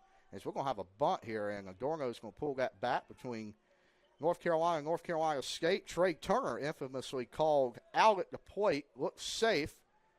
Mike Fox, to this day, says, well, I can't answer that one. He looked out to me, but I think he knows that was a missed call. But advanced the hills in the tournament, and that was a ball low. So maybe you'll get to see some ACC tournaments in the coming years there. Yeah, I get to work all special events and games for the season coming up. Yeah. So What kind of videos you be doing? In-game videos, behind-the-scenes type stuff? What are we looking at from Grasshopper's social media this summer? I think it's going to be a mixture of both. We talked about maybe working with the players to create some content kind of showcasing their personalities a little bit because especially in the minor league level, there's It's a ball high. Hobgood now has a 3-0 count. I would say attending the games is a lot more about the experience. Mm-hmm. While it's still about baseball, a lot of people are there for, the environment and stuff like that. And one of the things that the team wants to focus on a lot more is showcasing their personalities and getting the fans a chance to really get to know them on a level that's not just them playing on the field. That's right, and a lot of unique social media graphics and promotions that you see on minor league baseball, and always good, a good family fun night. I know they're with the Pittsburgh Pirates. I'm sure you're excited about the trajectory of that organization. Paul Skeens obviously had a heck of a year last year. As now we've got a sack bunt situation, pulls bat is Stone. Will step in for his third bag of game. Yeah, and then I think that we're looking at doing some sort of hype videos, things like that. When players get pulled up, obviously we want to highlight them and showcase them, and then players that are currently succeeding and doing well in the major league, we want to showcase their time with the Grasshoppers too. What do you think, the Wesleyan social media, you've kind of done a lot of baseball, basketball, football, really all around for NCW sports. How do you think that's going to help you translate this summer into now in minor league baseball? I think that the opportunities that I got at Wesleyan really set me up for success in getting this internship. Realistically, before coming to school here, I had almost no experience at all working with it. So the fact that I was given so much time and opportunity, I think is the word I was looking for, to work on my portfolio and build my. Have a pick play, and Quintana came over, couldn't make the tag in time. You were talking about former Grasshoppers in Major League Baseball, an impressive list. Marcelo Ozuna, JT Romuto, Christian Yelich, and Giancarlo Stanton. Stanton, a heck of a power bat for the Yankees. So you may be featuring some future All-Stars and Hall of Famers as Stone's bunt. Not a good one. Right back there to Hobgood. He's going to get out at third. Try to get that ball down the line, and as me and Mike have talked about on the broadcast, that may be the first bunt not executed from Kean. Very good bunting team this weekend. For the Cougars. Good catcher, number 5. Yeah, definitely. And with this being an internship, they obviously want to give me a bunch of chances to learn and grow and gain experience. So one of the things that they told me that I would get the opportunity to do is go visit other minor league teams. Okay. They'll take a group of the interns out to see how they run their operation, because obviously no team is run exactly the same, and no way is the correct way to do it. So we get to learn and try to gather information from other teams and incorporate that with the Grasshoppers, and then take information from the Grasshoppers and hopefully help other teams grow their team and their social media pages as well. Very long-ranging league, or high affiliate of the Pirates in the South Atlantic League. Goes all the way up to Brooklyn, New York, so you'll enjoy when they play. We'll name there. They also have the, let's see who they have, the Aberdeen Shorebirds, who are affiliated with the Orioles. Been up there a time or two, and that is up there where the Cal Ripken experience is at. And then you've got the Wilmington, Delaware as well in the midst. So a long-ranging league, but you're going to enjoy a lot of good baseball.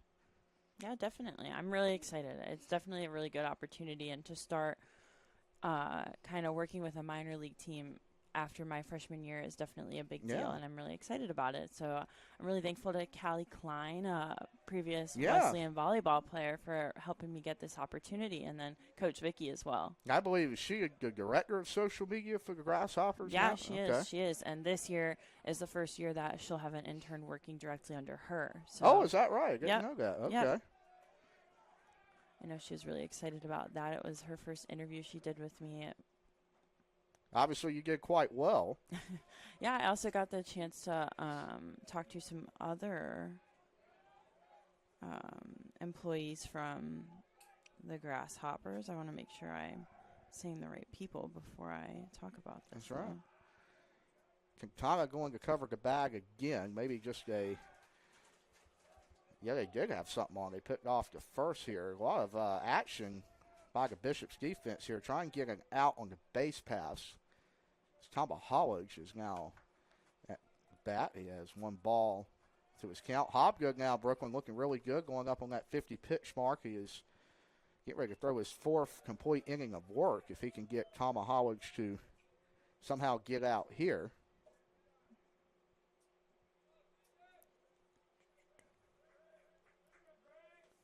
Talking about minor league baseball in the state, I wonder if you'll have the chance to travel to any of the, I know you're not in the same league, but any of the North Carolina ballparks and go out in that part of the state, the Winston-Salem Dash, a stone's throw from you out there. Beautiful ballpark in downtown Winston-Salem. As that ball is grounded to Malachi Hayes on the run. I tell you, he has looked pretty sharp out there. Nice play by Hayes, but the runners do move up, so just the same as a bunt.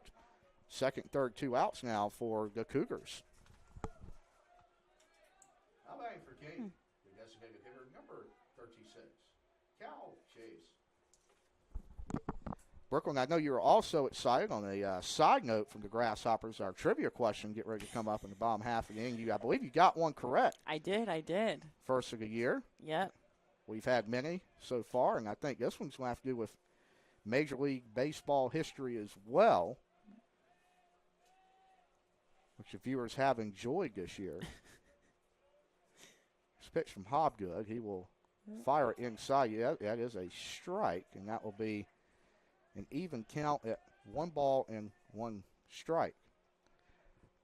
Talking about your internship, a gentleman who is the play-by-play commentator of the Charlotte Hornets, Eric Collins, came and spoke at West Pros, which is an event that basically gets our student athletes in the Wesleyan community to hear from a voice in, whether that be business, sports, anything really, and show them how to be successful in their life and give them life tips. How do you think Eric Collins and his words inspired you to go after this internship at this early in your career? I really enjoyed when he came to speak with us. Eric Collins is actually a native from Cleveland, Ohio, so I was able to go up with Coach Vicky and talk to him after he spoke. I think one of the biggest things I took away from his speech that he gave us was the determination and resilience that he kind of preached. That's right. It would be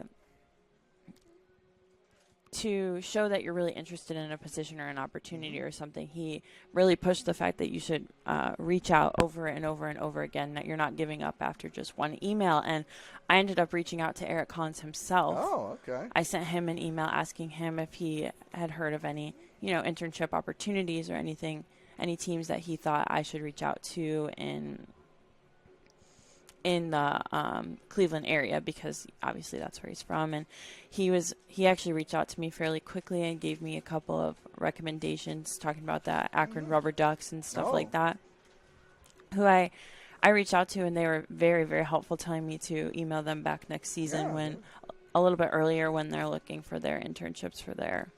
I believe they are double wave, correct on that? I believe so, yes.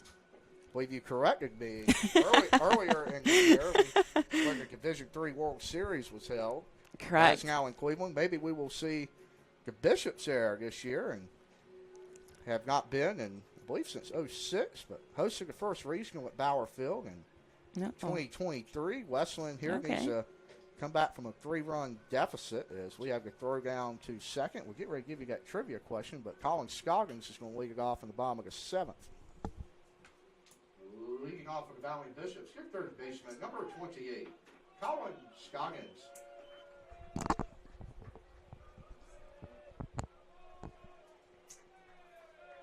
I hear you also not only do videos and graphics, you're big into pictures. A lot of those have been featured on social media, NCW Sports.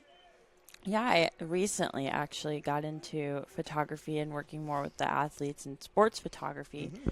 I think that it's been pretty well received by the baseball players, and then And that ball is hit down the line by Scoggins. He's going to get a big lead at first because it hit the third base lip there, and Bishops have a leadoff base runner here in the bottom of the 7th inning.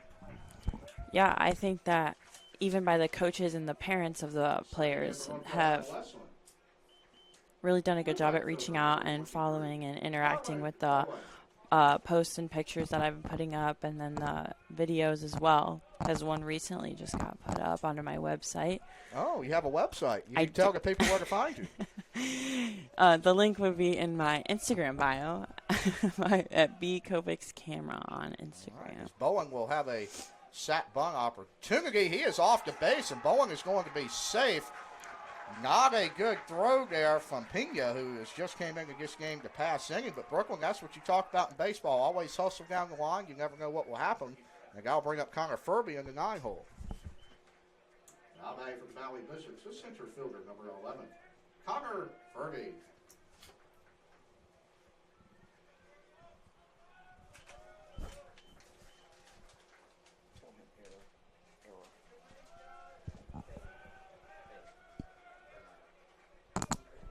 Brooklyn, we also mentioned, and I know you've been featured on here before, I can't even ask you a question. It's an after bunt. Nice play where Furby had to get out of the way as Hillsheimer will make the out. Runners on second and third, now 1 out. Take it Trivida. Back to the top of the order for North Carolina Wesleyan, the catcher, number 20, Jacob Trivida. The flags have now died. Trivida's really hit the ball well. We're going to have a mound visit here from Neil Iovero. But Brooklyn, while we have this stoppage in play, tell us about Wesleyan volleyball. What do you think is coming up for next year? I know you have a big trip coming up. You may have to hold that thought, as I believe we're going to have a pitching change, and we're going to have to take a break from Flow Sports and get word from our helpful sponsors. We'll be right back to talk all things Wesleyan volleyball and Good Day's trivia question.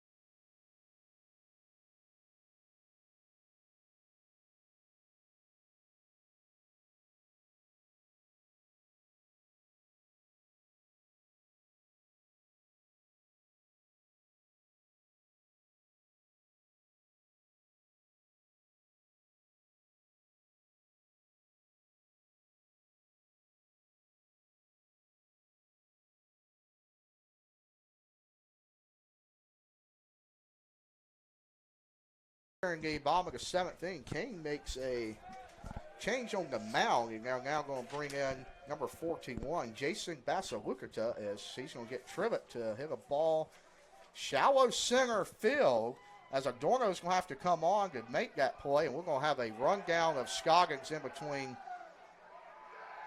home and third. He is going to be safe, and Wesleyan, oh my goodness, what a lucky break for the Bishops there, as that's going to be an error.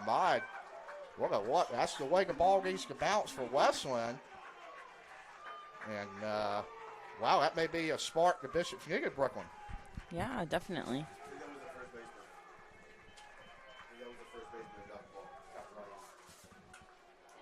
Now back for the Valley Bishops, the shortstop, number 5, Malachi Hayes. Brooklyn, Bishop scoring up to run here. Could get this game within 1 if Hayes can bring around Bowen. But tell us about Wesleyan volleyball and the big trip you guys have coming up in May. Yeah, so at the beginning of May, the first week or so, we're heading over to Athens and Rome. Okay. To play, a couple international games. It's definitely going to be interesting. Who are you playing against? So you know yet. I believe it's just a 20U team. Okay. I think. I'm not 100% confident on that. Have you ever been overseas? That's a heck of an experience. I have not. All right. No. I believe the women's soccer team. Yes, they're coming with well. us. Yeah. Mm-hmm. So it's going to be both of us on the trip. I know we have a little dinner coming up hosted by President Duff to kind of talk about the trip and have a little meeting with both the women's soccer team and us. Okay. So that'll be fun. It's definitely going to be a good experience for us all to, Yeah. Big supporter of Bishop Athletics, our fearless leader, Evan Duff. And yeah. Brooklyn, we're going to transition into today's trivia question. Okay. Who was the first player in Major League Baseball history to play 5 different positions in the All-Star game? If you know that one, give us a shout-out on Facebook, X, or Instagram, as Hayes is going to pop that one up into that little Bermuda triangle. However, Massingo is going to make a nice play down the line. Wesleyan strikes for 1. They're down to 6 more outs, I believe. We're going to head to the 8th inning in a 4-2 ball game. Again, if you know it, Pete Rose was the first player to play in 5 different positions in the All-Star game. What year did he also win National League Rookie of the Year? Pete Rose, first player to ever play 5 different positions in the All-Star game. What year was he National League Rookie of the Year? A little Charlie Hustle trivia for you. We'll be right back.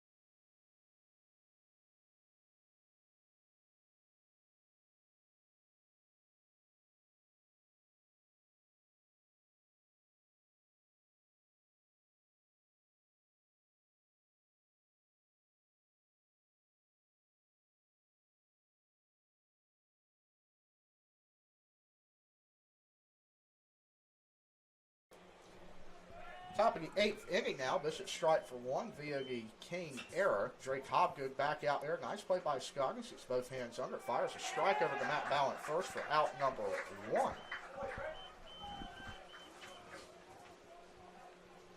Now batting for Kean. The shortstop, number 1, Dominic Mosino. Again, folks, Pete Rose, first ever player to play 5 different positions in a Major League All-Star game. What year was he the National League Rookie of the Year? Nicknamed Charlie Hustle. Brooklyn may watch the next Charlie Hustle in Greensboro this year. Never do know. You know anybody who's on the roster? They are You seen anybody in spring training that you think you might see this year, or follow the Pirates at all? I do not, no. I'm more so of a Cleveland Guardians That's fan. right. That ball's foul. Guardians have a local product on the mound, Gavin Williams from East Carolina. The Pirates in their rubber match against Coastal Carolina this afternoon after Ethan Norby struck out 19 as Rucker Connor Norby just got traded from the Baltimore Orioles. He was a longtime AAA player, hit about 350 for the Norfolk Tides. Make his big league debut with Baltimore, but unfortunately got sent away. He was a heck of an Oriole, but a lot of depth in that organization. Here's a pitch from Hopgood. It's up. Some scores around the country. We'll start locally right now. North Carolina down 1-0 in the rubber match to Stanford. Aforementioned Pirates up 1-0 over the Chanticleers in their rubber match in Greenville. Madison Morrison, our head statistician, she'll like to hear this. The UNC Wilmington Seahawks 4-4 with number 20 Southern Miss this afternoon. So very competitive games going on in the. Yeah, Madison looked really excited about that one. As that ball is flung out to Williams and left. And I tell you what, Brooklyn, you want to talk about Drake Hobgood on the mound. He has looked phenomenal for Wesleyan. Really kept them in this ball game. Yeah.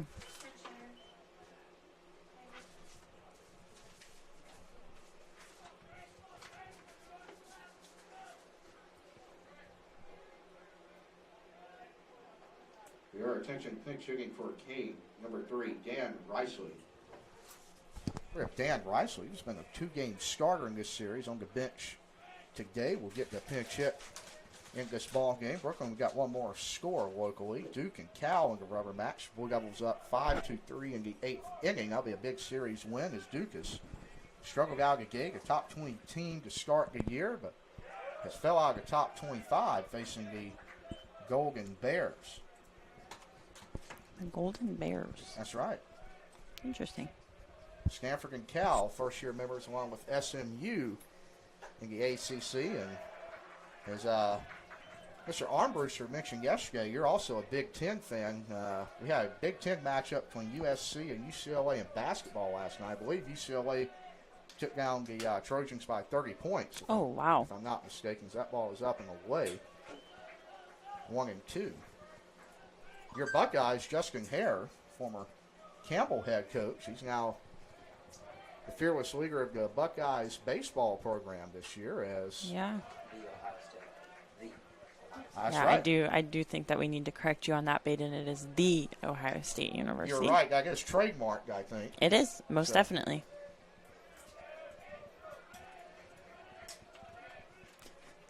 Don't.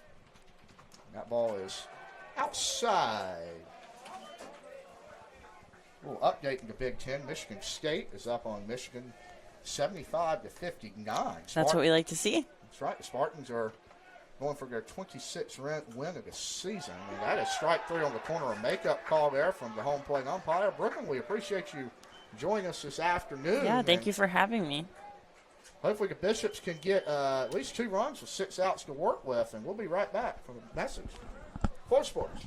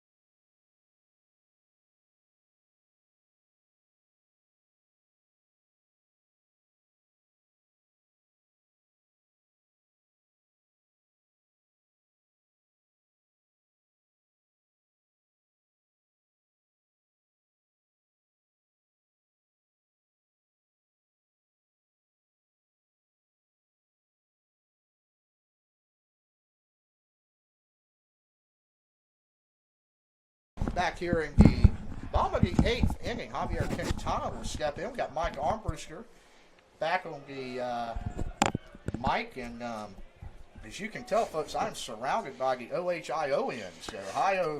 The Ohio State Buckeyes taking over in here between Brooklyn and Mike.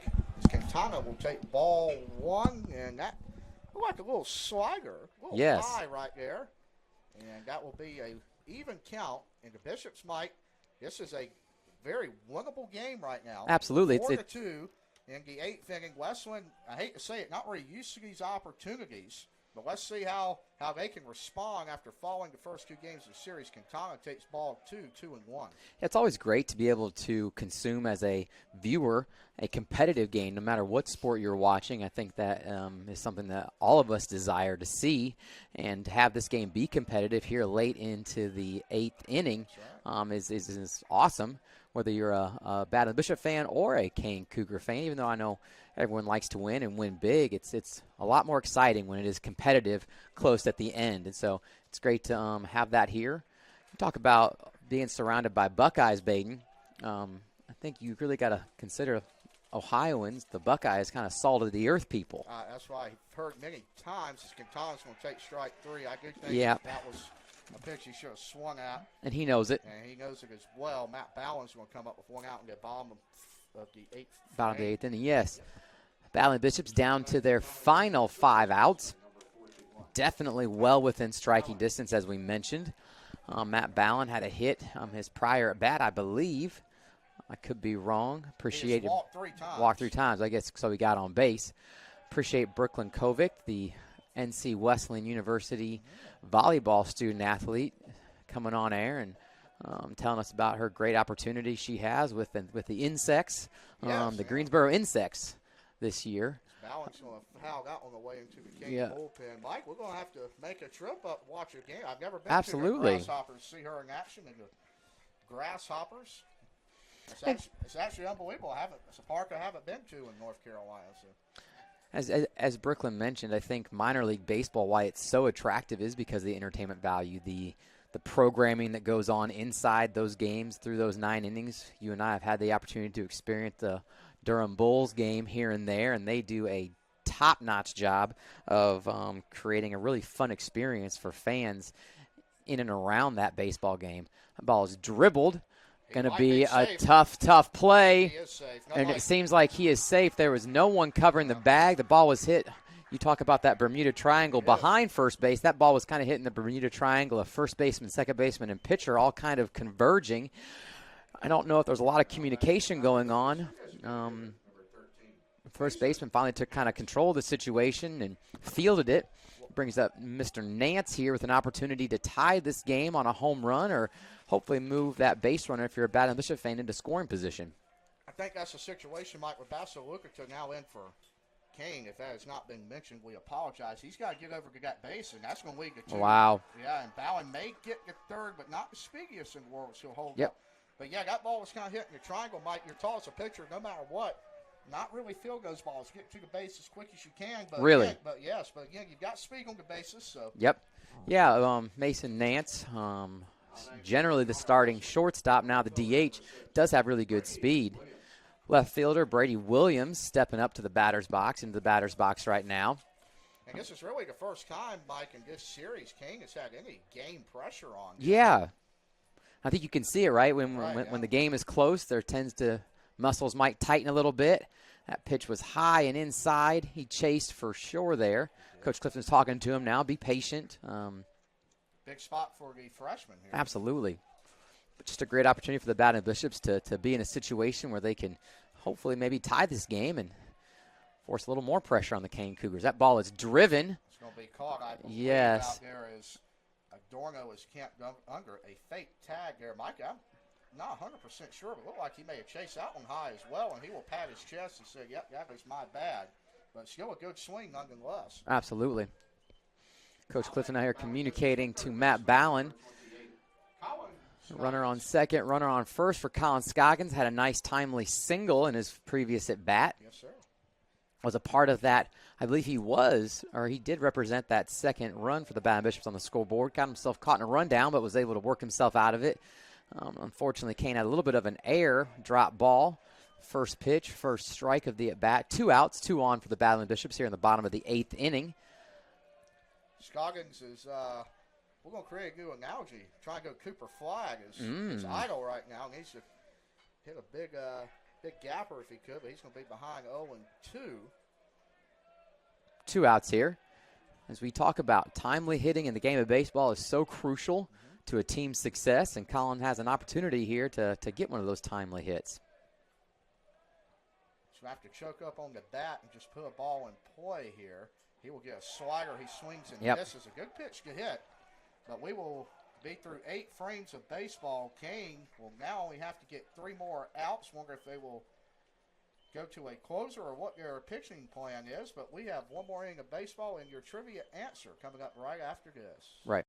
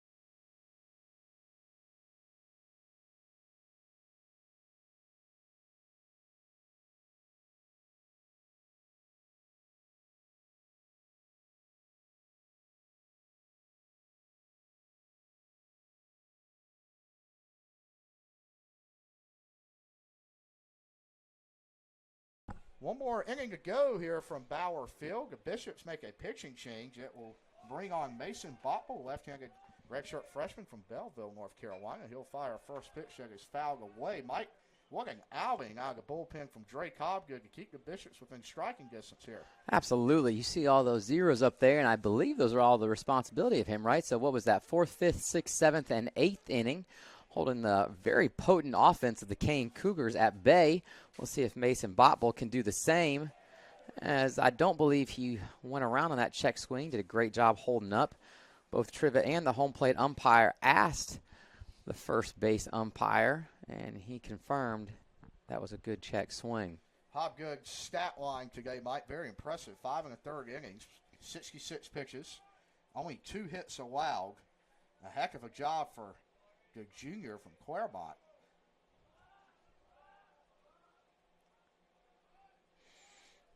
One count here.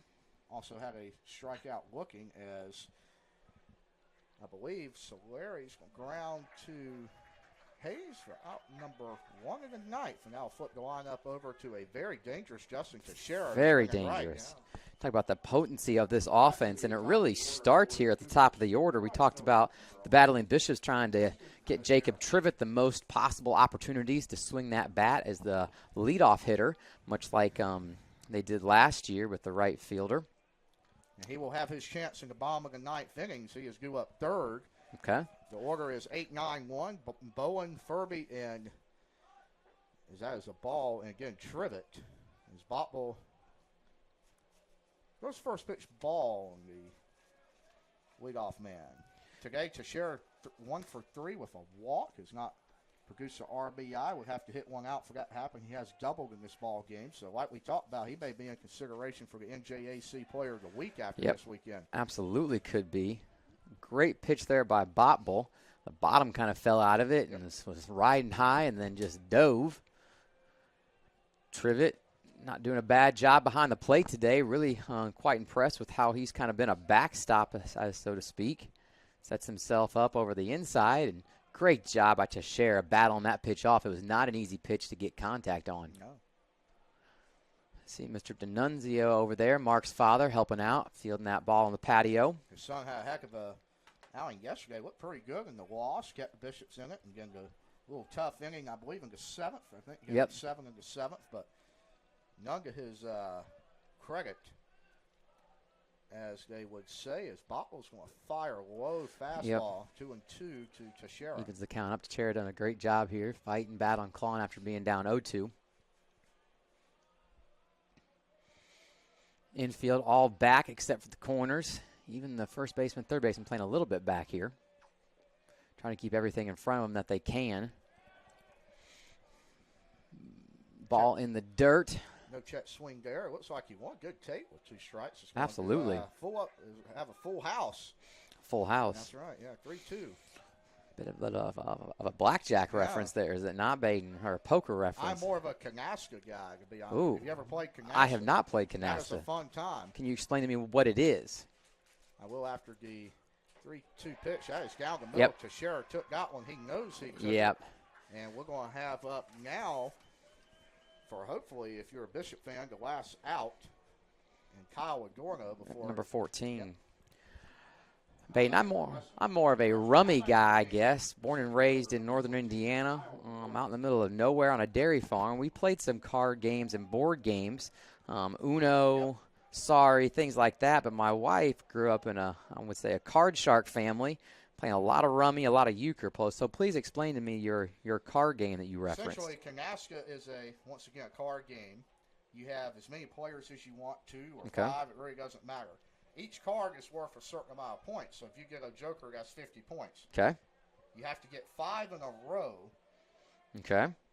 Is a pitch, I believe. Going to be just a hair bit low again. 2-0 count here. And basically, the first person to run out of cards or get the most sets wins, and jokers are worth 50s. Are jokers wild? Like, can they play in any position in that run? That's correct, yeah. Okay. Pretty fun game. A bit like rummy. Yeah, it's played with my grandparents. I've not probably played it in a year or 2, but very fun card game. And I know you talked about cards and poker in Vegas. I'm sure there's going to be a lot of people out in Vegas for the opening weekend of the NCAA tournament next Thursday and Friday. If you count the 2 days total, that's 24 hours of basketball in 2 days. So. Absolutely. A college hoops fan's dream, I do believe. You find yourself in a casino and a sports book with probably 30 to 50 TVs and just kind of camp out. I'm sure there are some people that are making that trip for that express purpose. They probably do it every year, I would imagine. I would think. Pitch from Bottle was low and away for ball 3, 3-2. And I tell you what, I would almost rather enjoy sitting on the comfort of my couch with some skates on the grill and watching a little basketball. But to each their own, as they say. Yeah. I'm not really big into sports gambling, but I do enjoy reading about Mattress Mac. I'm sure you heard about him. He put a lot of money on the Astros win the World Series, and you should see the cash that they give him when he walks out of the casino. So I do enjoy keeping up with him. I've not seen that, babe, but I'll have to go look it up when we're done. I think in today's world with largely streaming options and platforms, maybe you'll see the college sports world move more that direction as that ball is driven back up the middle. Botball almost caught it on the backside of him as it flew by. Well, that'll bring up number 8 for the Kean Cougars. Tyler Stone, I believe that's the third baseman. But going back to that opportunity to watch games, not necessarily just on your TV, but you can now stream them on your phone, stream them on laptops and computers. You talk about the opportunity to just kind of be in the comfort of your own home, steaks on the grill. You can have a couple TVs going, a couple laptops even streaming at the same time, and you could almost watch every game almost in its entirety just with those options. And all from the comfort of your home. No need to make flights, no need to drive anywhere, fight the crowds. However, I do say that I would not mind watching the Duke Blue Devils in Raleigh in the first and second. You assume they will send the Blue Devils very close to home as the number 1 overall seed, but no longer the PNC Arena as that ball gets away from Botful and Trivet. The Lenovo Center. The right? Lenovo Center. Yeah. We have a runner on second now, and number 14, Kyle Adorno, moves into scoring position here as a 1-1 count for Botful. We have been fortunate enough to see Duke and State play. Yes.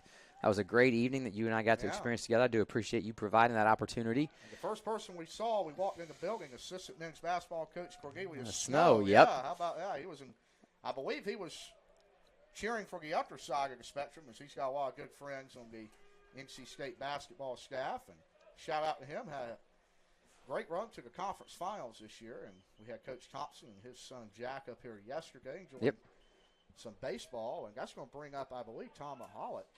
Absolutely. CJ Tomalovich steps into the batter's box. CJ, as we have mentioned numerous times, 3-run shot in game 1 of this series in the first inning. Was catcher game 1, DH game 2, and is now back behind the plate for game 3 and final matchup here between the Kean Cougars and your battling Bishops. He has a heck of a bat, I can tell you, guy. He can swing it if he gets a hold of one. His Botful's can throw one inside. There is a righty getting loose, very, just a brisk toss in the Bishop bullpen. So just beginning, I believe Botful's going to be told to get this final out no matter what, Mike. Absolutely. But you do want to make that decision fairly quickly depending upon the danger of Kean adding to their lead here. You would say 2 runs is manageable and maybe have an opportunity to get 2 runs across home plate for the Battling Bishops in the bottom of the ninth with their last 3 outs, but definitely don't want to have that lead balloon any larger than what it currently is. 8 hits for the Battling Bishops, 2 runs, 5 hits, 4 runs for the Kean Cougars here. They do have 2 errors on the board for Kean as that ball is swung and missed on. A little bit high, probably chase that. I'm sure CJ probably wants that back because that was a bit high, maybe even a bit outside.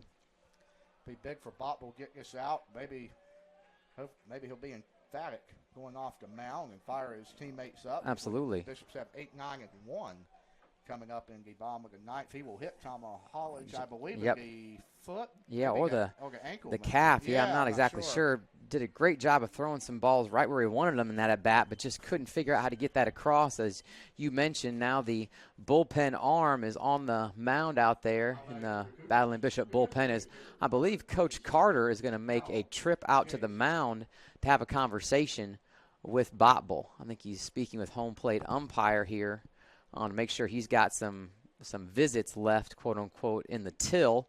And it seems like he does, as they're going to make a pitching meeting up here. I don't think a pitching change yet, but it does seem like they're going to have a pinch runner for the Kean Cougars. CJ Tomalovich is stepping back into the dugout. I believe 2 athletic trainers are following him, just making sure that he's doing okay up there. I cannot see what number it is on first base. Looks like number 34 for the Kean Cougars. Give us a moment. We'll find out who that is and let y'all know.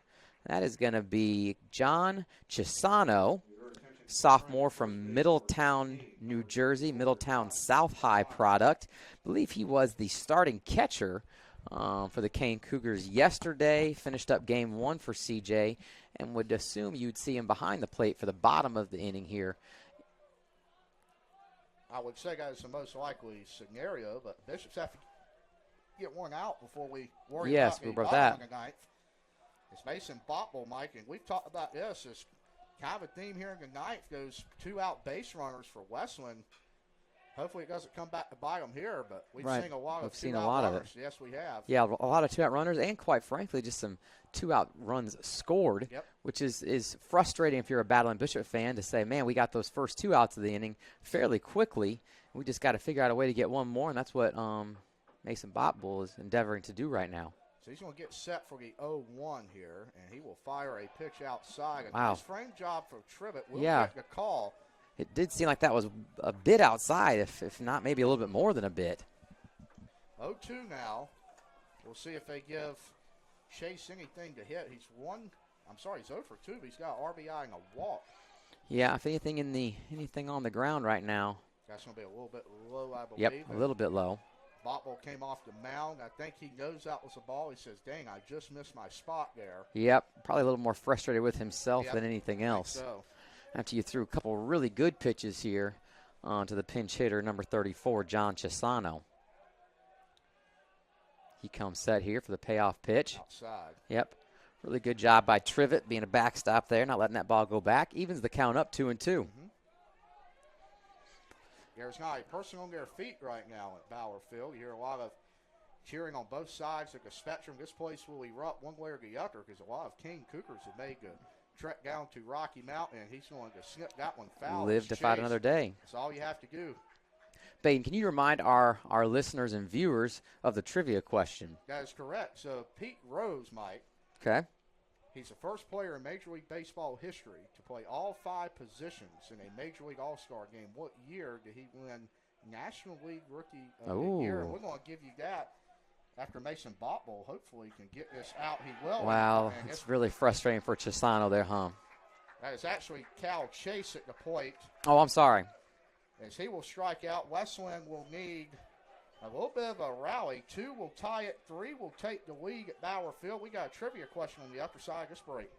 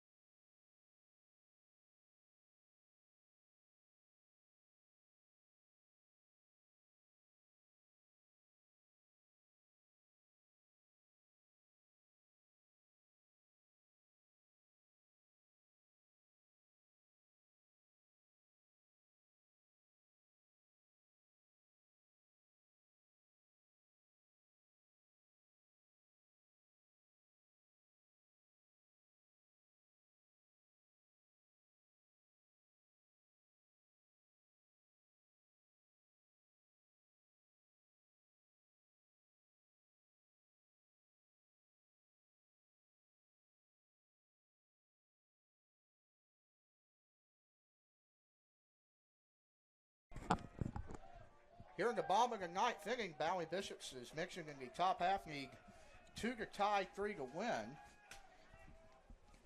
Marlon Bowen is going to step in, try to get on base, and basically, Mike, you just got to go station to station and skin this ball game. Yep.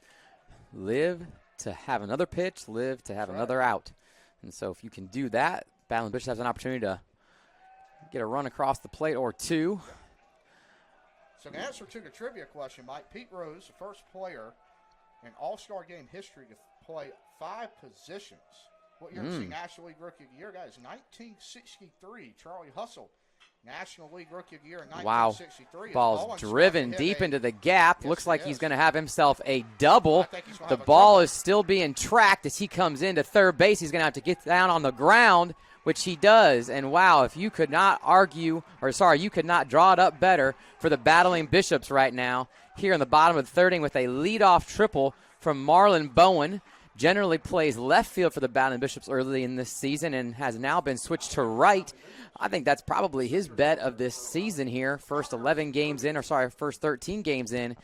Huge right there for the Battling Bishops. And the number 8 hitter brings up the number 9 hitter, number 11, freshman Connor Furby out in center field. Shades of Charlie Hustle there. Absolutely. Wow. What a play by Bowen. He's going to turn it over to Furby. He's going to pull back for bunt and a strike. Mike, Charlie Hustle actually got his nickname during a spring training game in 1963 in his rookie year. Yeah. So 1963, he was the MLB Rookie of the Year or the NL Rookie of the Year? National League Rookie of the Year. Wow, great bunt right there by Furby. He is going to be out. Unfortunately, it Bowen did not. will not advance. I'm not sure Coach Clifton wanted a bunt in that situation. He's frustrated. Don't think he did, because that's going to bring up Trivet, who, with one swing of bat, can tie this game. Absolutely. Jacob Trivet, leadoff man for the Battling Bishops. One swing of his bat can cause damage, and we have seen that, I believe, 5 times this year. Has it really been 5 so far in this early He's going? 5, he'll get a slider for a first pitch strike. First pitch strike. Great pitch there by number 41, John Basilicati or Basilicata. Remind me of that pronunciation. Yes, number 41, Jason. Basilicata, I believe. Basilicata. As Trivet will swing and foul that one over to the third base coaching box. That is an 0-2 hole he is in now. Yep, got to get to the protect. If he is able to reach, or shall I say regardless, I'll bring up Malachi Hayes, Bishop shortstop this afternoon, who was 1 for 4 with a strikeout. Trivet 1 for 2 in this ball game, looking for his first RBI. He will not get it. Nope, he pop that thing up behind home plate. Sano will get an early action as he just came in this game to catch, and that is 2 outs for Kean. It is.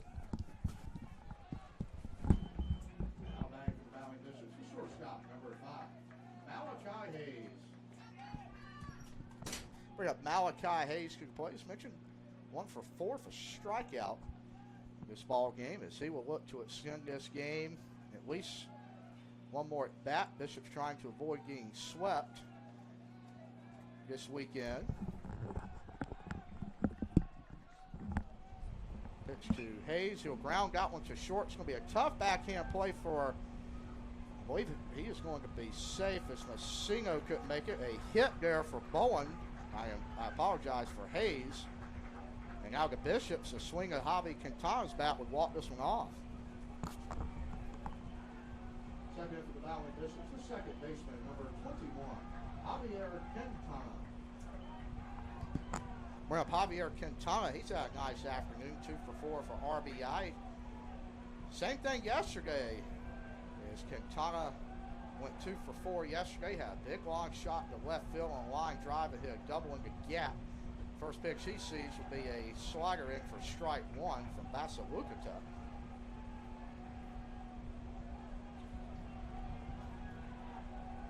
Big pressure situation for the senior out of Florida. Looked pretty good this year. Second baseman, he will take a slider again. That is above the letters, leaving the count at 1 ball and 1 strike. Valley Bishops looking their 3rd win of the year. They can pull off the upset over 18th ranked Kean. Quintana gets a slider, pops that one up into the Bermuda Triangle, as we have talked about.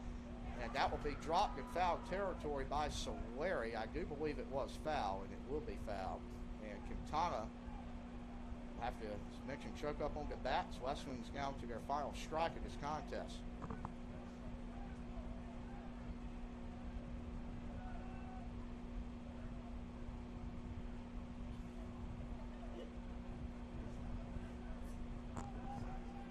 One, two to Quintana.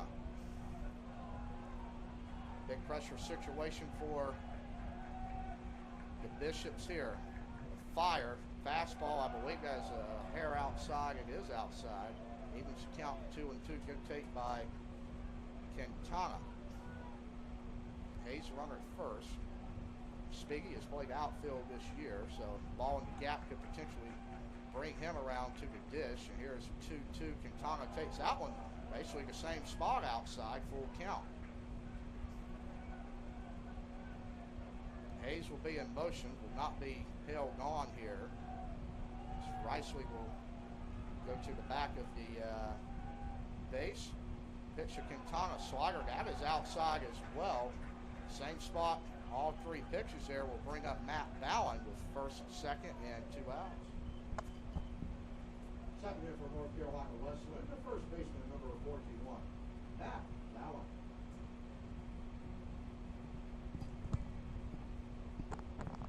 King skipper Neil Iovera is going to come out and try to settle down Basilicata. Tough 3 calls there. You may, you see in college baseball sometimes, Iovera may wait for the home plate umpire to come out there and give him a piece of his mind. Maybe he is not. He's going to make a pitching change. Wow. I believe nobody's in the bullpen. Not exactly sure what is going on here. He called in a right-hander, but nobody is in the Kean bullpen.